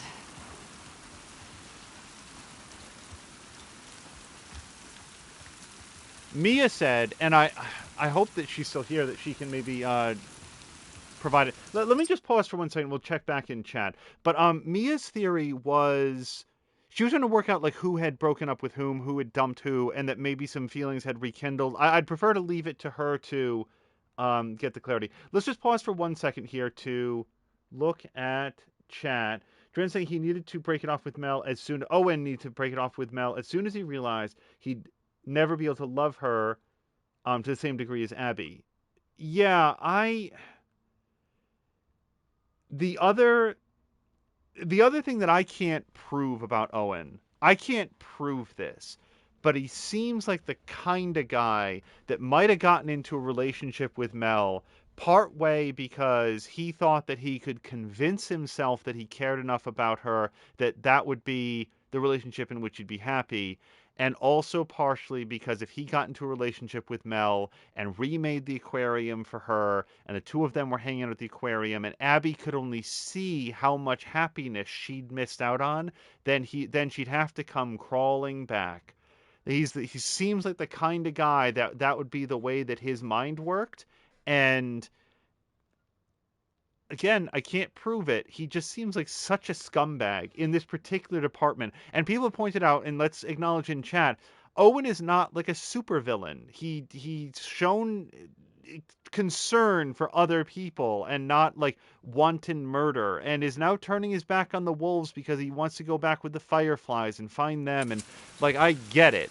It's just, boy, the way that he treats the two women in his life is Down this way. irksome.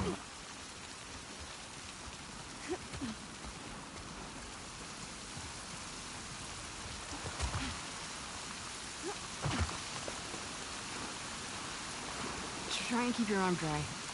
Too late for that. Oh, and by the way, pardon me, Forster also pointed out that Yara would be experiencing like phantom pain and stuff. Yeah, I've not had the experience of losing a limb, but it's not something that I would like to experience. I see where to climb up. I just want to look around down here just in case there's anything of interest, maybe something in the back of this boat, like this, for example. Now, here's a topic that I don't know the answer to, and I'm not even sure that, like, I'll just bring it up and say that I don't have an answer to this. It falls squarely into the category of things that I know of that exist and feel like I don't have enough information to have an opinion about, educated or not. There exist people who... Over here. Yeah, no, I know where to go, Yara. I'm just looking around. There's just people who want amputations. They feel very strongly that they shouldn't have this arm or shouldn't have this leg, and will sometimes intentionally injure themselves in the hopes of having that... Oh, okay. I thought maybe I could grab... Well, what's the point of that area then? Hold on a second. And other times go and consult with physicians and say, you know, I would like to have my arm or my leg removed at this specific point. And they often have like a specific vision for what they want removed and exactly where. And I am generally... Okay, there's no point to that area at all. I'm generally of the opinion that people should be allowed to live their lives in pretty much any way that they see fit, as long as it doesn't hurt other people or infringe on the rights of other people. And here's someone who wants to have a part of their own body amputated, like again, an arm or a leg.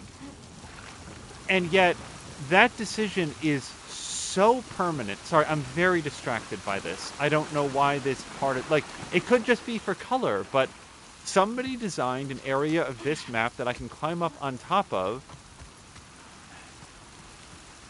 Is there something over with that blue car?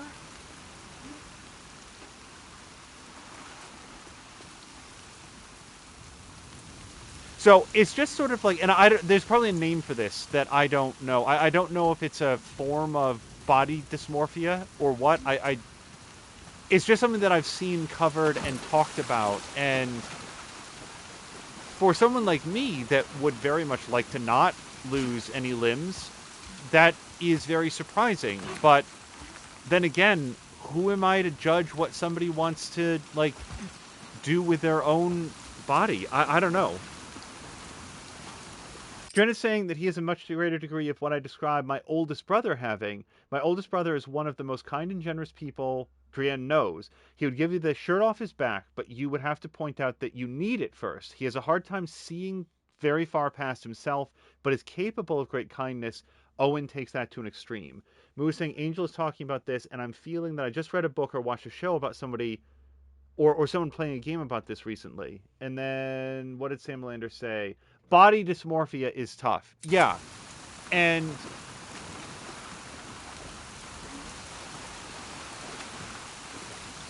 like I said, I don't have an answer to this. This is not me bringing this up to say, and here's the strong opinion I have on it. It's... I don't... Stop. I've got it. As a general rule, I don't want to be standing between people and their happiness, so long as their happiness isn't victimizing or hurting other people. This is a case where that is not the case. And yet it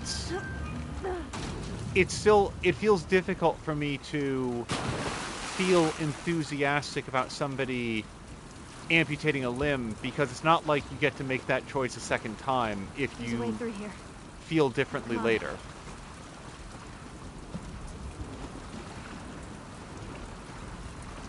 But if they're sure, like, it's one of those things where if only there was a way for them to try it and to know that it's correct, and there's not. You can't temporarily remove a leg, you know? So ultimately, I fall on the side of... Across the water over there. We just gotta get up to the road and go around. Okay, sounds good. Trust what people tell you. Trust what they say is their clear-eyed path towards happiness. Here.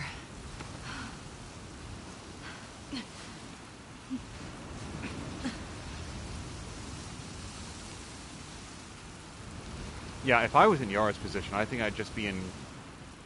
I think it would be a very challenging adjustment. Okay, I don't need these rags for anything. Yeah, I've got plenty of space for explosives. No, we're good. All right.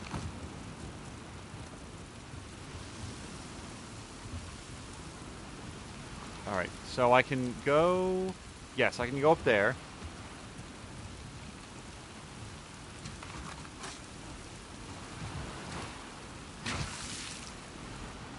And what I was trying to say before is that, you know, it's not like Lev is going through nothing. It's that Yara lost an arm, and her prime concern right now has to be Lev and his well-being, and that's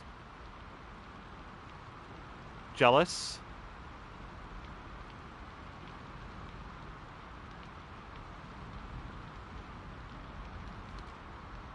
Oh, okay. Vicky, be careful. My boat took shots twice today. I'd suggest taking the trawler out further into the sea. Waves are wild, and you'll probably lose your lunch a couple of times, but better than getting sniped by a Scar. We should be fighting to get the hatchery back. Going deep into Scar territory like this is asking for trouble. What the hell is Isaac thinking? Maybe after this shift we can ask to be reassigned. I'll cut all the potatoes in the world instead of being caught here again. Please be careful. See you back home. Signed, Kent. What, if anything, is the meaning of this? No, J is crossed off. Wait a second. So what would it be? It can't be jealous.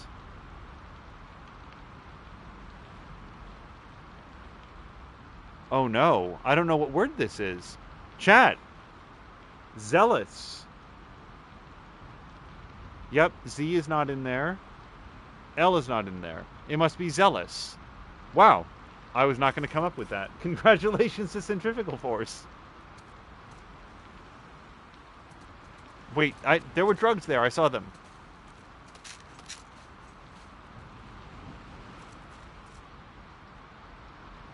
Dren had some bourbon a few minutes ago, since they're also in a memorial stream right now. It's a long day.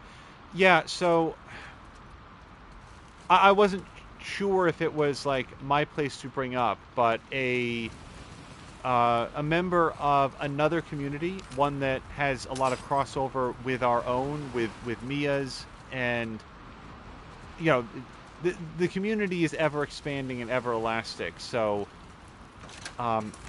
my understanding is that somebody with whom I don't think I had the pleasure of making their acquaintance has passed away, and that is hitting very, very hard for the people that knew them closely. And given what I talked about, I think just a stream or two ago, where a member of our community passed away, I understand how hard it can be, even if it's somebody that you might not have known personally in real life. The amount of time that we spend interacting here on chat, hanging out and having good times, those are... Stay on the dock. I'll go get a boat and pick you up here. No, I can help. Not with this. I got it. Okay. Okay.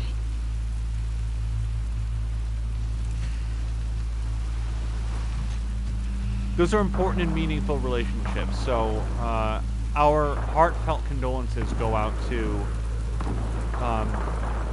not only the friends and family, like the in-person friends, but also the streaming friends there.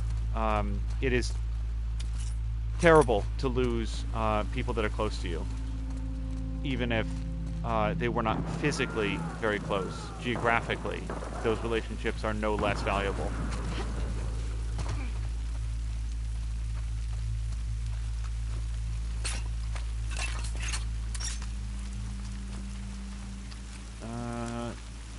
Okay, I feel pretty good. Let me just make sure that we have ammo.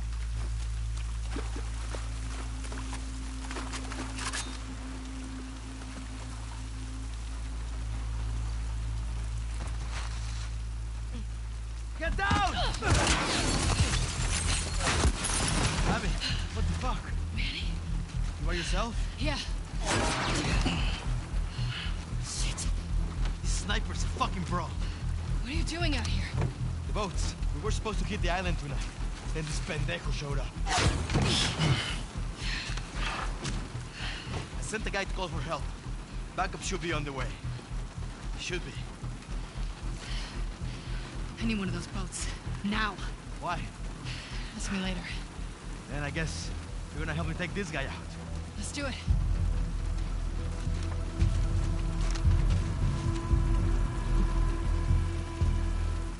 Stay low. Oh, shit! Okay, I'm so trying to get behind the truck. He killed my whole fucking team. Don't worry. We'll get him. Yeah, I'm doing Fuck real these well so far. trespassers. What trespassers? The last few days, they came out of nowhere. They're hitting us hard. This whole thing can't be about Yar and Lev, right? This way. See,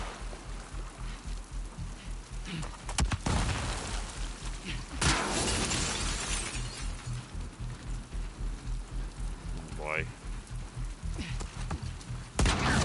Okay. That's a health kit right there. Yeah, I'm definitely going to use one of these. The only question is, can I get to that health kit without taking another shot? Boink.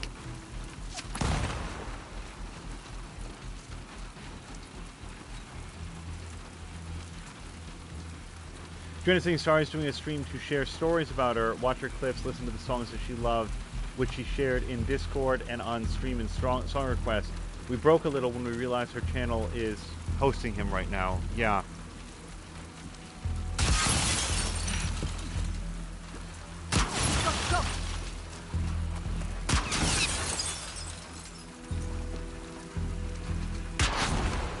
Okay, well...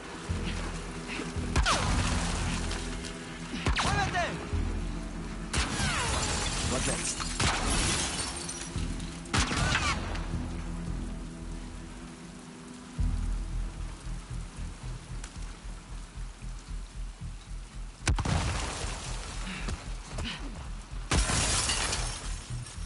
Okay!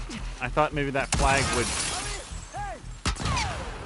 Okay, this doesn't feel like it was a great choice. Fuck. There we go. Shit.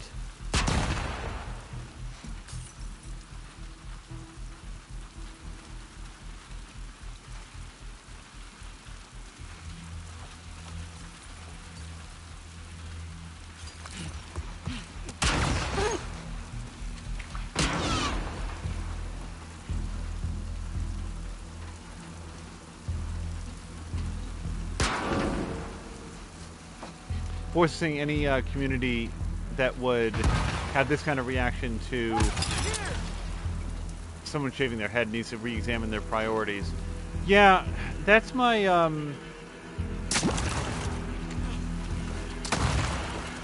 that's where I part ways. Oh wait, can I? Oh, I can swim a little bit with religious. Sweet fuck. Okay, what do you want to do? Sects, religious cults. Let's get inside of that garage. We can use this as cover. I'm right behind you. Go. Okay, there's one problem. I don't know where the garage is. Parking. Okay, must be over here. Because I am not inherently opposed to the concept of religion. Like, I'm not... If religion is what a person needs in order to provide meaning and rationale to do good and kind things for others... Still the goddamn island. How is that still on? Might be happening right now. Shit. Sorry, I'm replacing my board with a weapon. I could probably go for a snack. Yeah, if religion is a convenient excuse for people to do right by others and care about each other and care about the mark that they leave in the world, hey, that's fantastic. So be it. It is when religion gives people... It starts to be used as a license to persecute people, go after them, tell them that they are not allowed to shave their heads and instead must be a wife to the elder.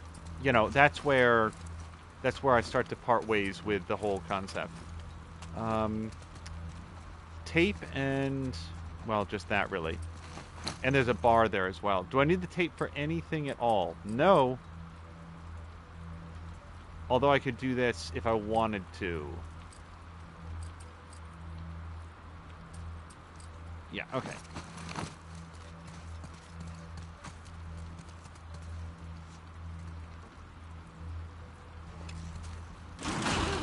Manny.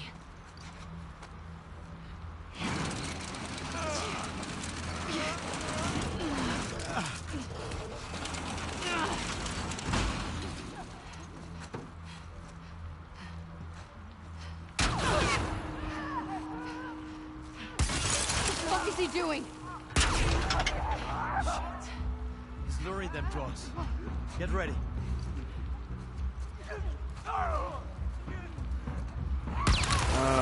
Okay.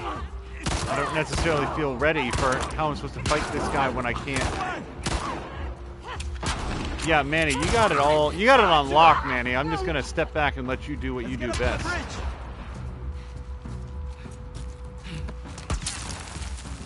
Okay, where specifically are the shots coming from at this point?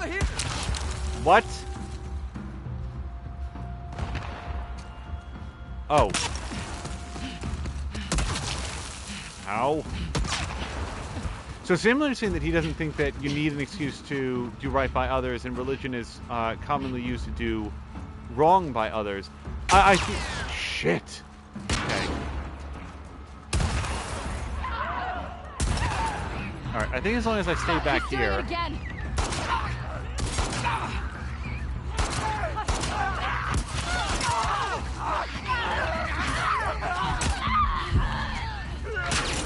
Okay. I'm gonna get shot.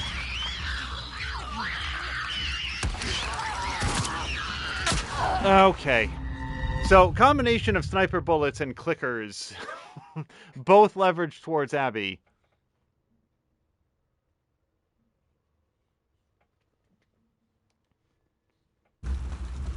The thing is, like...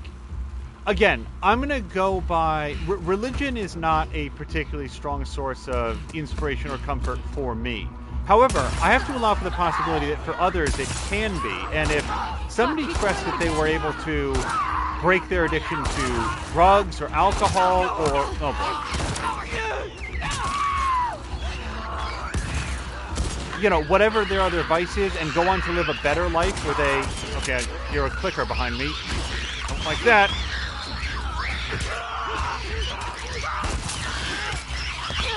Okay.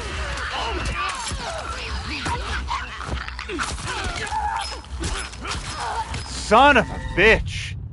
I don't know how to have the fight outside of, like, the sniper's view.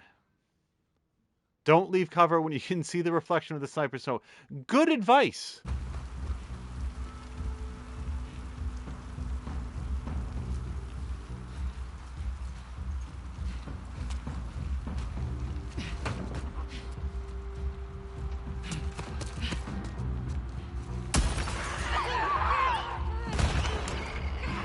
Fuck, he's doing it again.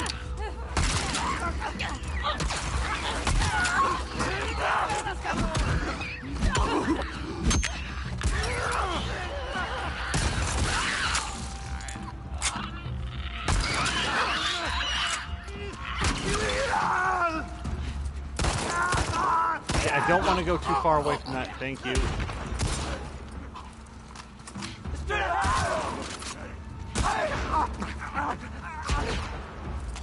Okay, can we chill out for a second? Because I'd really like to improve my hammer. There we go.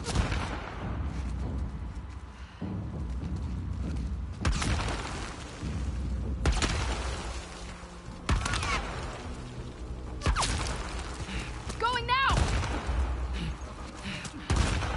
Shit. This guy's not gonna stop! I know! Traveler!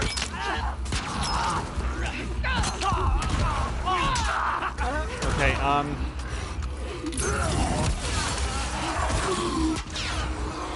Oh, he hates that!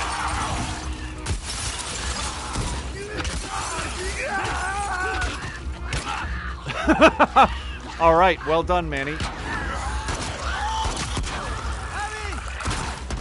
Oh, no! Why did I get up? This is not gonna go my way. We gotta get to the bridge before he runs! Yeah!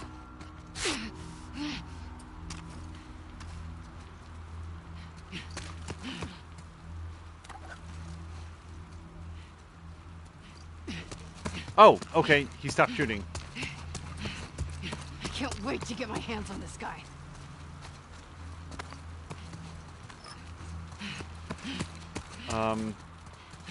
Like, I also want to get my hands on this guy, but I don't want to leave behind any crafting materials. Okay. Oh, shit. Go ahead, I'll cover you.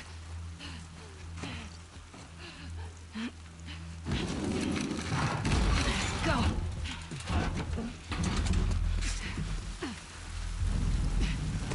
Where did he go? He couldn't have gone far. Down! Damn it!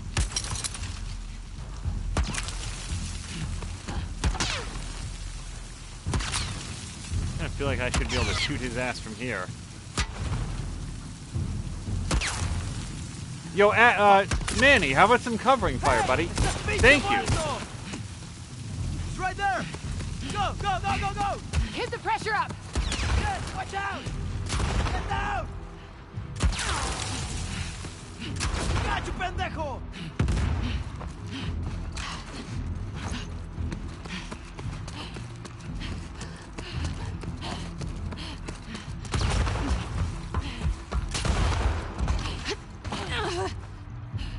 Wait, where'd he go? You see him? There!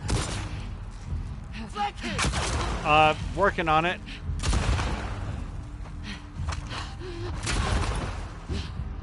Get inside! You're going Wait, that's down, Manny. puto.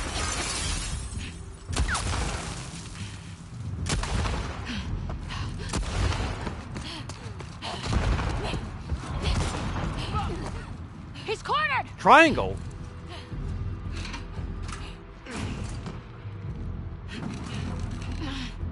Manny.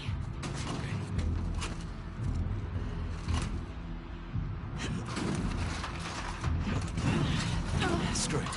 Let's just...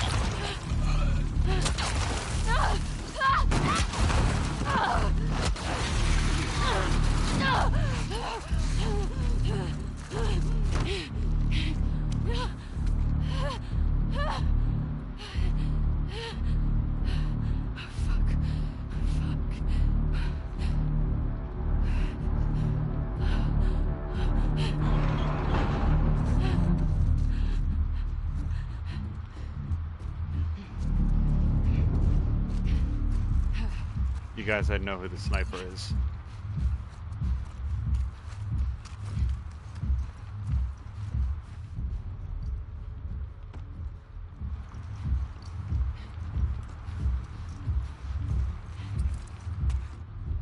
Motherfucker.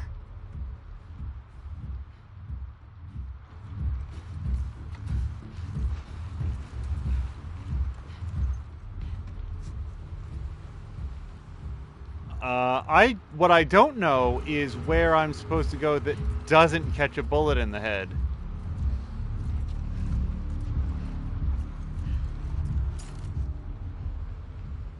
Because I don't hear anything.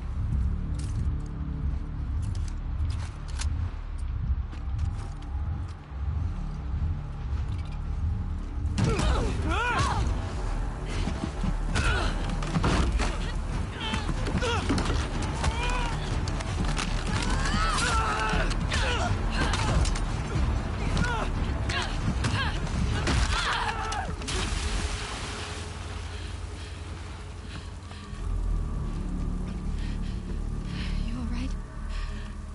Abby? Yeah. You... Yeah. Who was that? Shit. It doesn't matter. Let's get Lev and get back to the aquarium. Come on. Let's take that boat.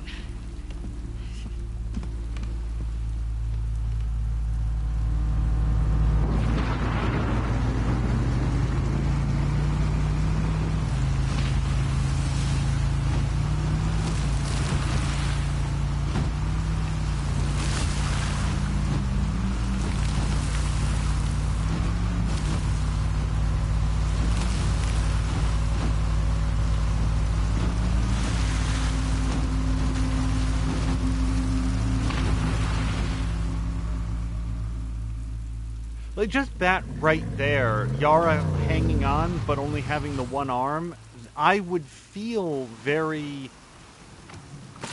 vulnerable not having a second arm to hold on to. It takes me a long time to get accustomed to it. Which way? Come on.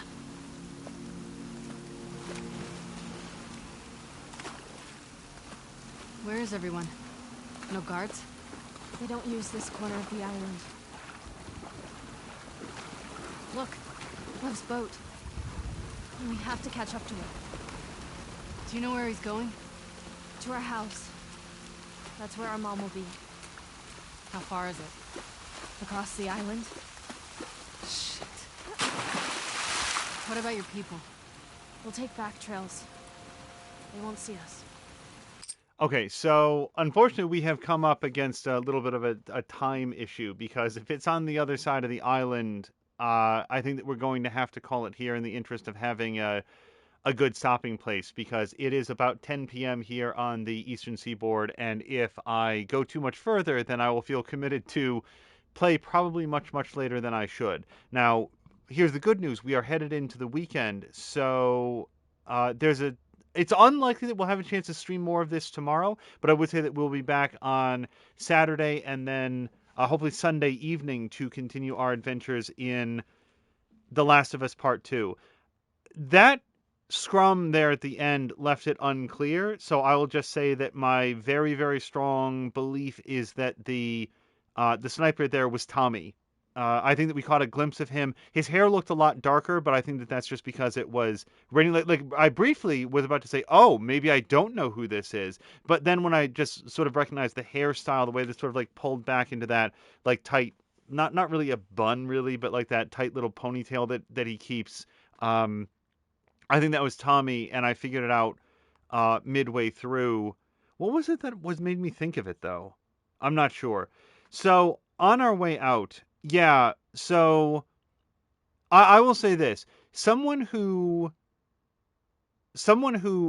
presents themselves as being religious, that does not denote to me that they are either inherently a good person or a bad person. I don't confer a lot of inherent morality on somebody that claims to be religious. What it does tell me is that they are operating in accordance with some sort of belief structure, and I feel like I can learn a lot about their outlook on life by how they interact with that belief structure. What does communicate morality is how they employ that belief structure. If it is all about finding ways to feel superior to others in order to draw attention away from or excuse their own bad behavior, clearly not. But if they look at it and they say, well, if I do good things in this world, then I'll get rewarded in the next. Look, man, whatever your motivation is to do good things in this world, I feel like I can get behind that. So, like, where does it fall in the balance? As with this game, real world people are complicated creatures. And, where does their balance sheet fall at the end? Have they done more good for people than bad? And in the events where they have misstepped or hurt others, did they learn from that and try to go on to be better from it from there? So that's sort of the way that I think about it. In terms of the fidelity issue between Owen, it's the proper name thing is going to be an ongoing thing. Owen, Abby, and Mel. I'm just warning everybody. Just spoiler. I'm not going to get over it. I'm not going to get over the thing with Owen. The way that he treats Mel is unconscionable, and it goes to what I think it was Drienne said earlier, that he needed to break it off with Mel once he realized that whatever part of himself, like Owen manifestly does not care about Mel. Unless there was a line of dialogue that went right over my head. Owen did not invite Mel to meet him out there. Like, I guess that was the aquarium is a place that they've hung out, before, and maybe Mel would have known to go there. But I didn't hear anything from Owen about he was waiting for Mel to show up before he took off for Santa Barbara or any other thing. I don't know that he had any reason to believe that she would want to go with him. And even then, he's asking her to leave behind her life and everybody that she knows to go with him on a mission that everybody else seems to think is like a big pipe dream. I don't get the sense that he cares for her at all, and that really bothers me because I know like three things about Mel. She's pregnant. She's a medic, or bordering on being a full-fledged doctor, as far as I can tell. And she's in a relationship with Owen. And knowing only those three things, she still deserves to be in a relationship with somebody who cares about her and wants what's best with her and takes her feelings and her well-being into account. And Owen is not doing that. And it just bothers me from the level of one human being to another. So, yeah, that's where I call back on that. Again, the fact that Abby's willing to, as I think it was Samalander put it very well by saying that Abby is willing to shoulder all of the blame that she deserves, plus the blame that Owen deserves. And Drienne, it was somebody who agreed that, what's the phrase that I'm thinking of? That Mel needs to be mad at somebody, so she directs it towards Abby as opposed to towards Owen, because Owen is the person that she cares about, and it's easier to, but like, he's not going to change, and he's not going to treat her well, and for her to cut off whatever other support structure that we have, like, let's assume, because she seems likable enough, that Mel has other friends bordering on family among the wolves that care for her, and she's going to walk away from all of that to go with Owen down the West Coast. Like, that really bothers me. And just the fact that Owen keeps finding all of these little moments to get, quasi alone with with Abby, so that he can like whisper to her about like, yeah, come on, let's go down to Santa Barbara. It'll be great. And anyway, that's my thought on all of that. Now, there is one other topic, and then I want to look through chat, but I want to stress that the next thing that I say is, there's one other thing that I wanted to call out because it's something that I think is going to be very, very important. We got a flashback to what happened in the real world when Abby realized that there had been an attack on the hospital where her father worked, and she ran down that hallway and went in there and found the soldiers there and saw her father shot in the head on the ground. And that was how she found out that her father would be killed. That's the events as we actually saw them. On the night that she spent with Owen, we saw that same sequence, but this time when she rushed down the hallway and opened up the doorway, instead of the room of horrors where her father was dead, she saw a tree where both the characters that we now know to be Yara and Lev, were hanging. And that was what motivated her to get out of bed and do something about it. That hallway that she navigated and the terrible thing that she saw at the end of it, this was something that she realized that she could prevent. She couldn't save her father, but she could stop this. So she went back to the train yard to find them, and that's what's kicked off the events of the last 24 hours or so. After they were safe, she went down the hallway, and her father was there this time. And he turned around and he smiled at her because he was proud of what she had done. And I've been trying to think in my own head without a lot of discussion, what do we think is going to be the resolution in the current day? Because remember that we're all sort of backfilling what Abby's been up to during the 3 days that Dina and Ellie and Jesse were all looking for Abby. This is what Abby's been up to. And that scene eventually culminates in some sort of a climax that I don't think I want to do a lot of conversation about yet, but it culminates in a scene where, if anybody missed it, I don't know if this is a spoiler or not, because it's already happened in our playthrough. Abby shoots Jesse in the face. Jesse dies. She has Tommy at gunpoint and gets Ellie to throw her gun away, at which point Ellie stands up and puts her hands up over her head. and what are the possible ways that that scene can resolve. And one thing that I think is very important, there's two things that I'm thinking about a lot as we careen back towards that moment in time.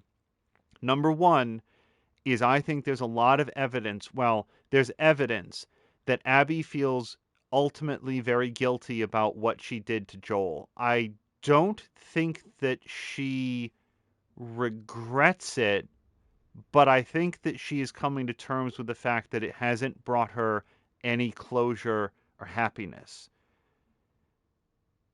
And I think that that is weighing very heavily on her. And I think that's where we got the scene where she goes down the hospital room and sees the two kids hanging from the tree, because the horror of her own father's death has been replaced by something different.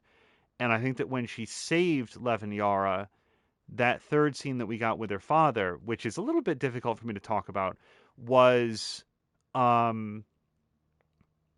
her feeling at peace, maybe for the first time in a long time, that there was nothing that she needed to avenge and there was nothing that she needed to regret, at least on that topic. And there's one other line that she had when she was navigating the Sky Bridge with Lev, where she made a reference to feeling guilty about something. I don't remember the exact context.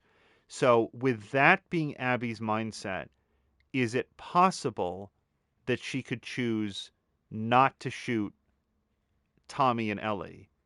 And then on the other side of that, Ellie has killed everyone that Abby knows by that point in the story, except for Manny, who was killed by, as we now know, Tommy. She's killed Owen, she's killed Mel, she's killed Nora. How many of those deaths that Abby knows about, I don't know. We don't know what Abby arrives at that point in time, because those events still haven't happened for Abby right now. But Ellie and Jesse and Tommy have killed everybody that Abby knows and cares about. And Abby has just killed Jesse right in front of Ellie. How the two of them walk away from that encounter without the other one being dead, I don't know, because they're so deep into it now. There's so much loss on both sides. And I talk about all of this because if the game, there's no if. This game wanted me to empathize with Ellie, both as a past character and as the young woman that we come to know in this game. And now it wants me to empathize with Abby, and it is successful.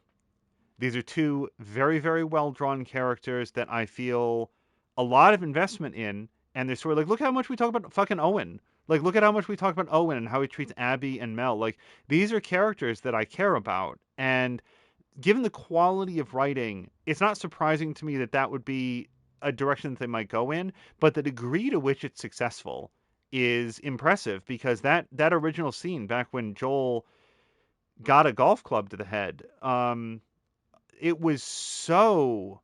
I was expecting another David, frankly. Like, oh, they faked me out by making me think that Ellie, or that Abby was going to be okay, but, look how evil she is. And I was sort of thinking like, okay, here's another David. Here's somebody with absolutely no redeemable qualities whatsoever. Here's another Robert. And she's not. She is a considerate, emotional, loyal, caring, driven, skilled individual who was motivated through a large chunk of her life by this singular need to avenge the death of her father, which is something that I think that anybody could understand and sympathize with. The only thing being that the way that her vengeance took her was towards another character that we learned to care a lot about, and somebody that we know based on all of the evidence that we have at the town where he lived, was loved and respected in that town. That Joel was somebody that people really cared about, and he was good at carving and whittling and making guitars, and he taught Ellie how to play the guitar. Like, there's a lot to it. So I've just been thinking about that, and I don't know how that confrontation ends without one or both of those characters being dead, and won't it be a loss? And Anyway, I've been thinking a lot about it, and it's one of the reasons that we've been driving so hard in this game. We've actually gotten private messages. Hey, when is Red Dead 2? When are you going to do... It's going to happen, I promise.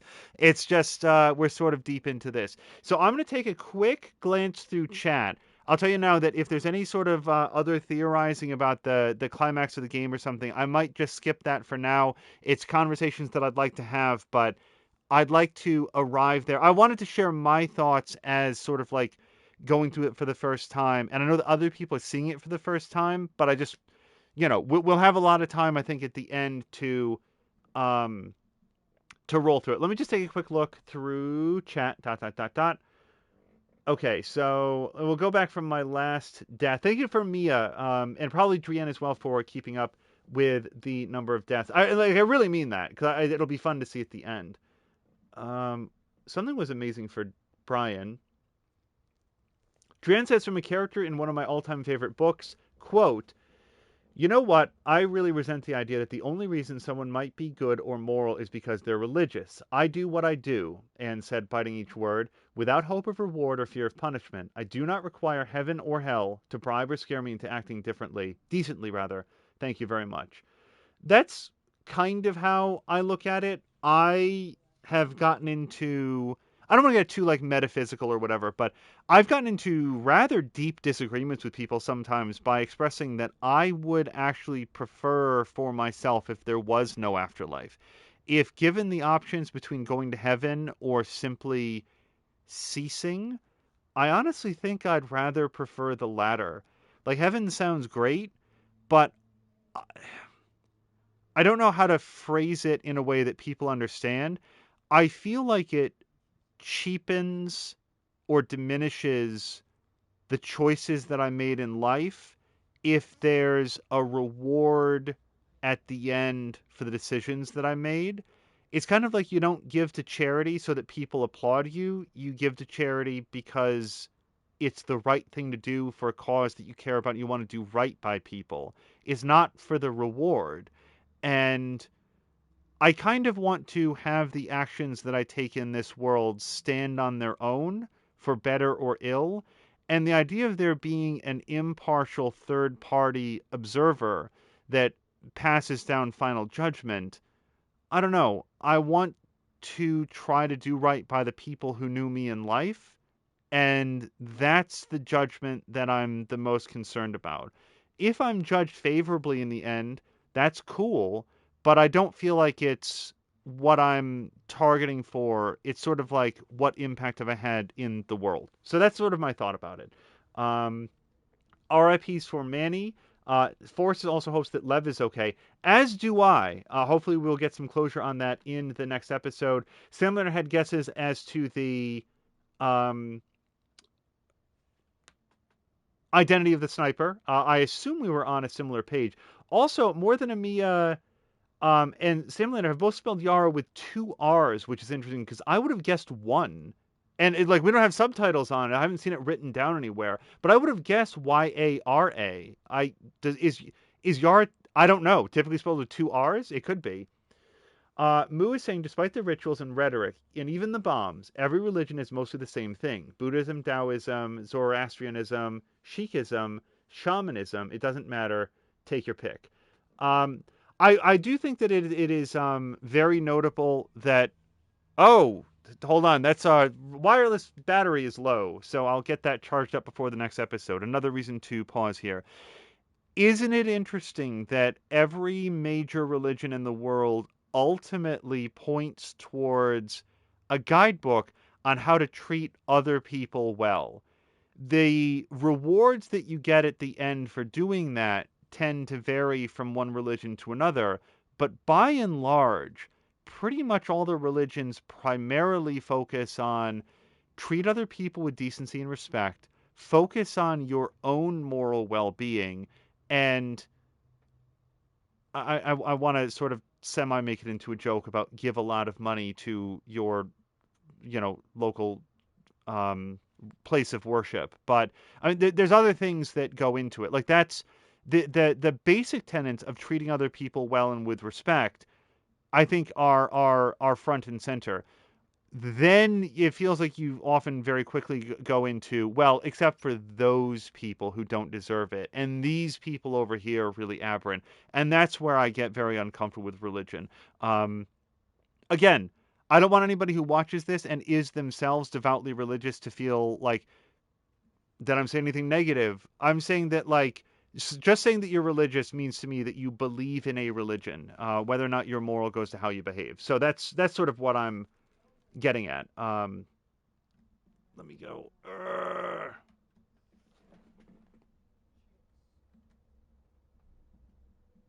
Stupid scroll bar is very difficult to see. Mu also says the Torah, Bible, Quran each offers a recipe for spiritual contentment, for hope, for love, and for controlling basic human passions, and each claims to have gotten the recipe straight from God, but via a different messenger. They're all trying to provide a formula for orderly spiritual living, but somehow the message gets twisted, like cells in a body turning cancerous. This seems like a quote of something, but whatever it is, I generally agree with it, I think. Self-appointed spokesmen declare the boundaries of correct belief. Outsiders are labeled heretic, and the faithful are called upon to attack them. I don't think it was meant to be this way. These are either Mu's thoughts that are very, very well stated, or she's quoting from something. But either way, of all things, there's a long-running game series that touched on that precise topic that I don't feel I want to identify because it could be perceived as a significant spoiler, but there's in maybe another game series that we'll get to. I'll talk more about a game that I thought that at least touched on that idea with a lot of success. Jesse was the pregnant girl that was with Jesse, right? Ellie, right? So, Sam later, Dina was the pregnant woman.